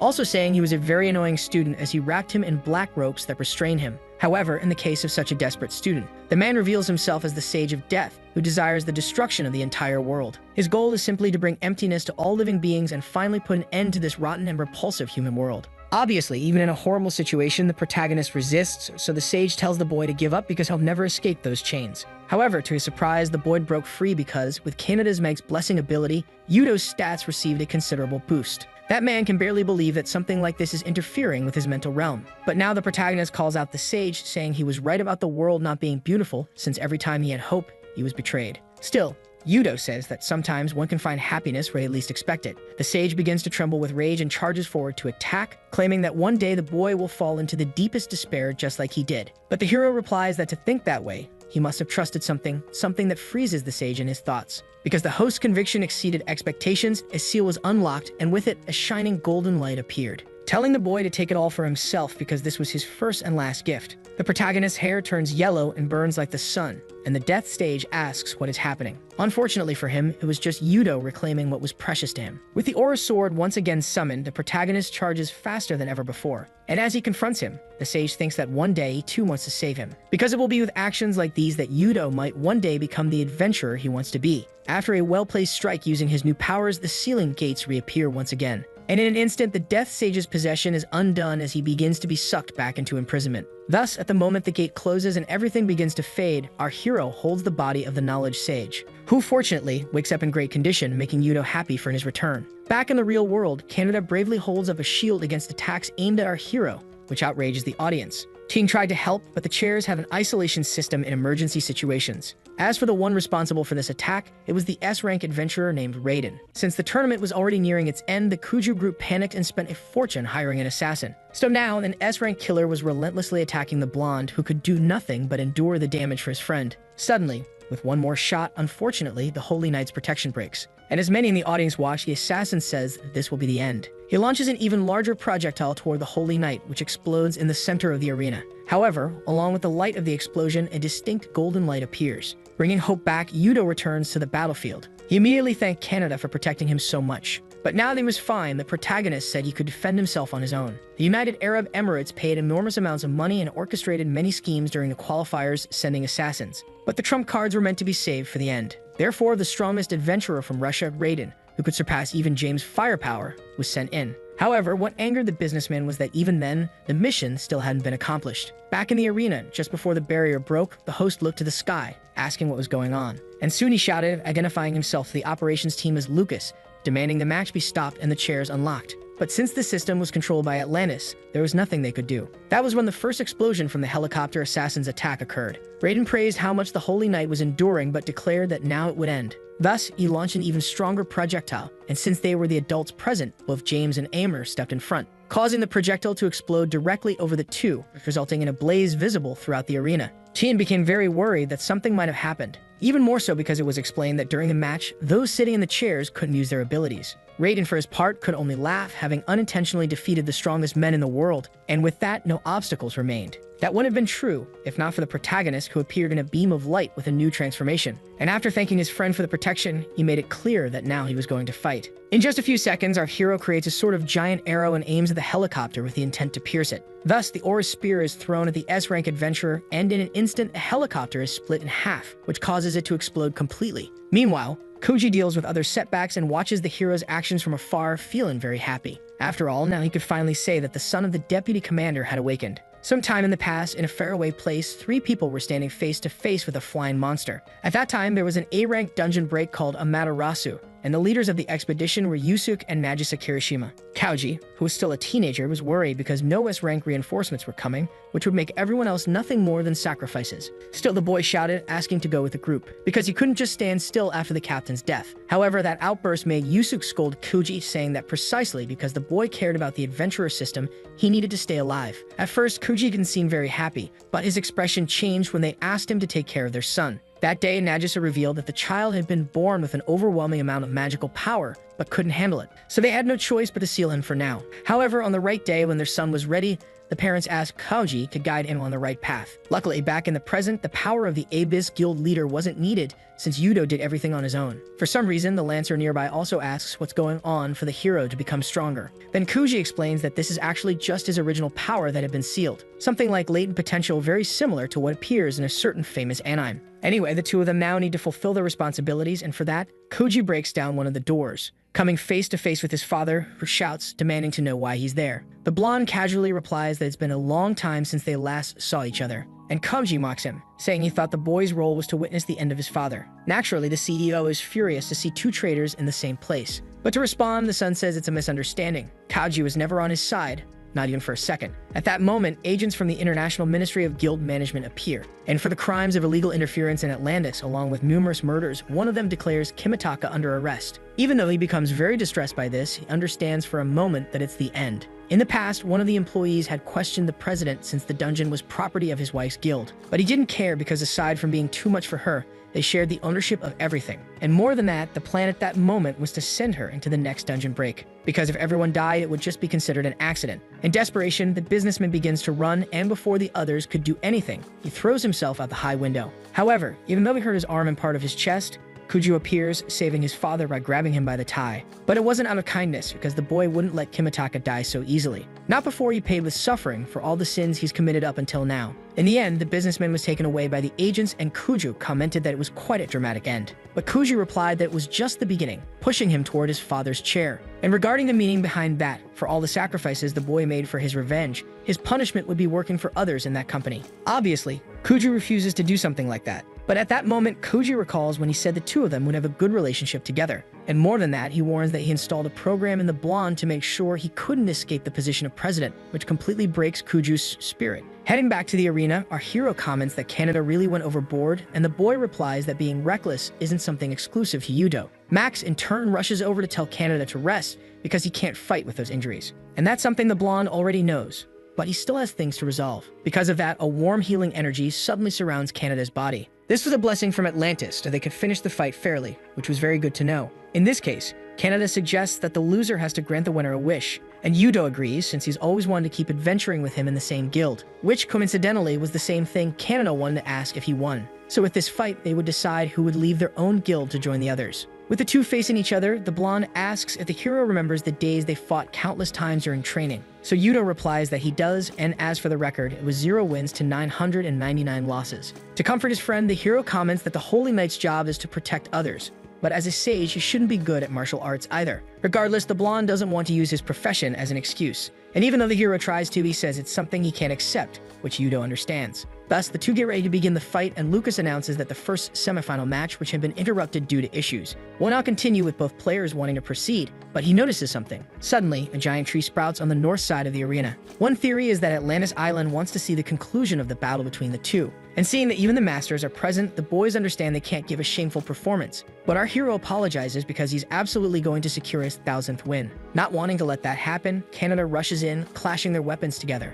At that moment, the hero senses through instant prediction that he'll be pierced with the next move. So he dodges by leaning back and counters with an upward kick. As the two regain their footing in the arena, the blonde asks if that was the sage's instant prediction. And with a smile, the hero replies that yes, and thanks his companion for helping him recover it. Even so, the hero feels a little guilty, since this power is borrowed from his predecessors. Meanwhile, Canada is fighting his own battle without relying on his profession. Therefore, the protagonist decides to do the same because he can't stay in his comfort zone. Otherwise, he won't be able to meet his opponent's expectations. If 1 or 2 attacks come, Canada is confident they'll be predictable enough for him to counter with various patterns. And even from a distance, the hero feels that just predicting the future won't be enough. In this case, as a sage, the hero concentrates and asks for his ability to show the future in advance. This is the new ability called Butterfly Effect, which offers multiple possibilities for different actions. Then, using this, after analyzing many possibilities, the hero summons a shield, and with it, he's able to stop the Holy Knight's advance, making him crash into the metal plate and consequently lose a bit of his life bar, also being thrown far away by a devastating blow.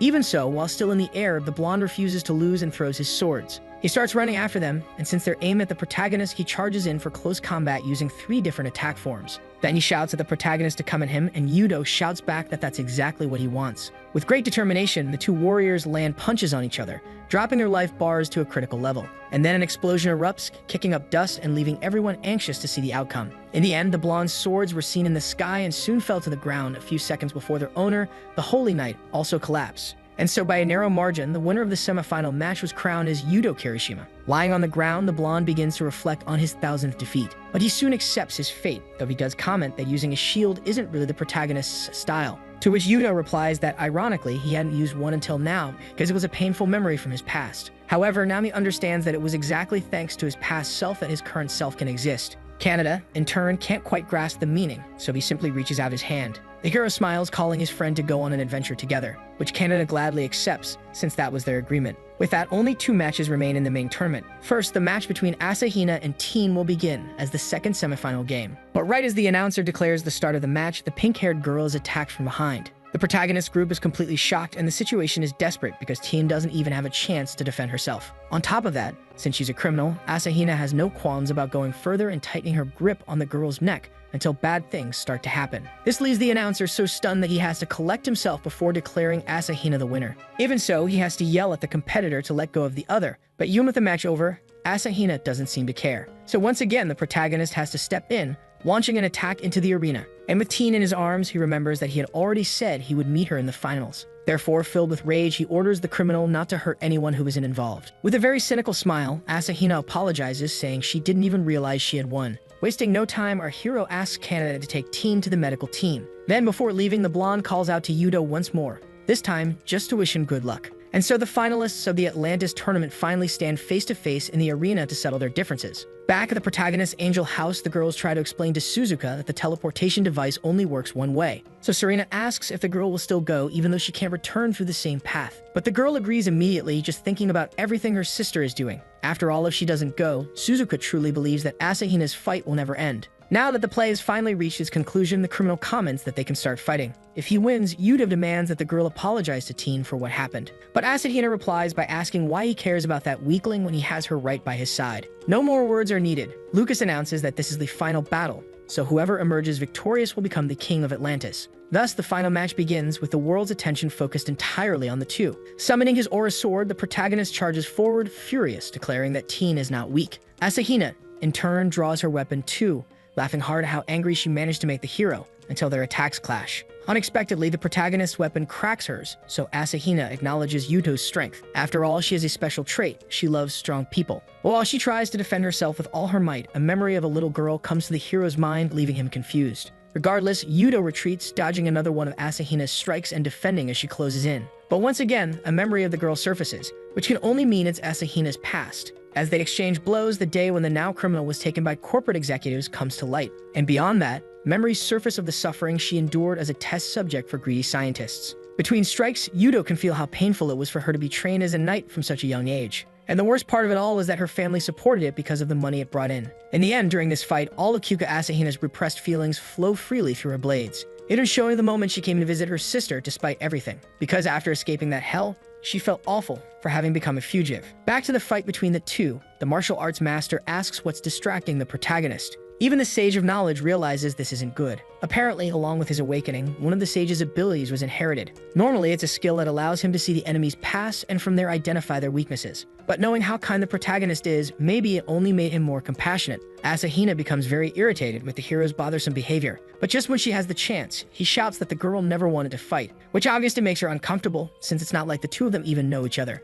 Words like she should have never had this kind of power make her laugh, because what she believes now is that she needed this from the beginning. She needed a power that no one could take away and that no one could ever violate. Either way, Yudo grabs Asahina by the arms, understanding that she was just scared. But in the past, someone else got closer by using her emotions as a strategy, so Asahina throws Yudo backward. She began to have a panic attack while desperately trying to fix in her mind that if she didn't get what she wanted, everything would be taken away. And whether through suffering or determination, she managed to focus. When she looked at the protagonist, a kind of black energy was visible in his chest. Then Asahina smiled, having found what she wanted, and quickly charged in, demanding the protagonist hand it over. Unexpectedly, the girl opened a portal right in Yudo's chest, and by thrusting her hands deep inside, she reached the sealing gate of the Death Sage. There she began to drain all that power until she pulled it out completely, absorbing it into her own body, causing an explosion unlike anything ever seen. All that power even shook the clouds in the sky, and amidst the fire and destruction, Asahina emerged in a new transformation. Furthermore, this power came with many useful abilities, making her question why the hero never used them. But it wasn't like he could explain his reasons right now. Either way, the girl summoned the Scythe of Black Fire, and she told the boy to shut up because if he lost after saying all that, it would look utterly pathetic. Without wasting time, the girl used her dimensional portal ability, and from within them, she summoned Black Claws, which began attacking the protagonist from all sides, forcing him to run like mad. Asahina shouted that keeping a distance wouldn't help, and with another attack, he landed a significant blow, knocking the boy face first into the ground. To make the scene even more melancholic, a sudden rain began to fall, and our hero lost the strength to even keep his aura sword active. So with her eyes on the screen, Asahina waited for the system to declare her victory. However, with her Black Fire Scythe, she also decided to cut off the entire broadcast that relayed information to the audience, leaving behind only a destruction worthy of an internationally wanted criminal. In a world like this, Asahina wants nothing more than for everyone to disappear. So since winning Atlantis grants control of the world, she believes she can destroy it too. Additionally, with this power, she no longer needs to worry about dungeon breaks. After all, she could destroy everything by herself and inevitably kill everyone. Still conscious, Yudo states with his last bit of strength that she can't do this. And with a clear expression of pity, he begs the girl to wake up from this trance. At that moment, the memory of when he reminded the Death Sage that he once believed in something came back. And because of that, the seal of the gates in the White Room opened, throwing off the chains that bound him, until finally the Death Sage's soul managed to break free from its imprisonment. A long time ago in a certain country, a plague spread, and due to its overwhelming contagion, the nation fell to its knees beyond any doctor's ability to heal. Eventually, a man began to research magic to eradicate the plague. He dissected corpses and conducted experiments, even performing tests on himself. People, however, were terrified by the sight of such an obsessed man, believing he might have been possessed by something. And so rumors began to spread that this man was actually the one spreading the plague. In the end, he became known as the Death Sage during his final days. He was killed like a witch by the very people he dedicated his life to saving. Naturally, the man cursed the world when he died, forgetting all his original purposes. In the end, he simply wanted to bring hope to the people suffering from the disease, like a great rainbow stretching across the sky for all to see. Back in the arena, observing the hero's condition, Asahina comments that he is pathetic. But since the boy is still alive, she figures it's a good thing, because now she can finally destroy him. Suddenly, as she walks forward, a touch on her foot catches her attention. A small lost soul begs her to give it back, saying it's all it has. In that moment, Asahina asks if she's speaking to the true owner of the power, and without hesitation, the soul confirms, pleading. But after thinking a bit, the girl asks why she should have to do that. And not only does she shake off the soul's grip, she steps on it, asking again. Over and over, she screams that this is her power now. She stole it, and therefore doesn't need to return it. Then she keeps asking why it's making such a request, and with a murderous look, she demands to know if the soul is trying to take something from her too. Either way, and being mistreated in every possible way, the original bearer of the power continues to beg. But tired of all of it, the girl raises her scythe and coldly denies him before finishing off that consciousness. Yudo, on the other hand, can't stand to watch it any longer, and with his last bit of strength, dashes forward at high speed, circling around the girl until he manages to save the Death Sage's soul from being finished off, which infuriates her, since even at the end, Yudo is still interfering with her plans. The soul, in turn, seems very confused to have received help so suddenly, so it asks why the boy did that, since there was nothing left of it. But the hero replies that it's not true, because when its power was taken, he saw the sage's memories. And with that, Yudo asks the Death Sage to remember what still remains within him, to remember everything he had forgotten over time. Yudo points toward a light, and the soul follows it almost instinctively. Then, the moment it looks inward, it can see the reflection of who it once was, causing a wave of emotions within the soul. Yudo says that surely the Death Sage had stronger feelings than anyone else, and so strong that they consumed his heart, just like what's happening now with Asahina. Either way, Yudo asks the soul to ask that question once more, because now he wishes to inherit the sage's true path. And with all those revelations, the sage finally manages to remember something about who he is. Their hands unite, and an intense, multicolored energy forms a kind of barrier around them. Asahina obviously tries to stop them, but the light becomes too intense to approach. And suddenly, even the skies are struck by the fusion of the two, causing astonishment from the martial arts master, because the being before everyone is the Rainbow Sage. Asahina, meanwhile, is clearly being more and more consumed by the power, and she screams, asking what this is. But the protagonist simply charges in her direction, slashing through everything with terrifying speed. Asahina's scythe is completely destroyed. To her shock, she didn't even see it happen. Regardless, the criminal opens her portals, unwilling to give up the fight, but the protagonist summons multiple aura swords, and using a technique called Thousand Swords, he destroys all the temporal rifts, leaving the girl deeply unsettled. In the end, her official weapon is still intact at the edge of the arena, so she runs to retrieve it. However, the protagonist is able to predict that move and reacts by creating a rainbow across his path, and at the moment Asahina was about to grab the sword, she was thrown back due to the rainbow's growth. Inevitably, the girl would have collided with a piece of her scythe's blade as she hit the ground. But to prevent that, the protagonist dashed at top speed to grab Asahina by the arms, saving her from being impaled. Instead of being grateful, the girl becomes furious and shoves the hero's hand away, asking if he's trying to save her. Because if that's the case, she screams over and over that she doesn't need any of that. With her rage at maximum, she raises her hand to cast a spell, and upon summoning a giant energy sphere, she says she's going to destroy everything, leaving Yudo shocked. However, at the very last second, someone else appeared in the confrontation, and before the girl could launch her final revenge attack, it was her own sister who appeared. Inevitably, something like that made the criminal pause for a moment, and with Suzuka standing right in front of her, Asahina questioned what the girl was doing there. But before anything else, it was the protagonist who decided to move, rushing past his teammate like a bolt of lightning and thanking her for creating that opening. Then, without a second thought, our hero unleashed precise strikes to put an end to it once and for all, demonstrating overwhelming power. So the video ends here. If you don't want to miss the next part, activate the notification bell, and see you next time on Tob's channel.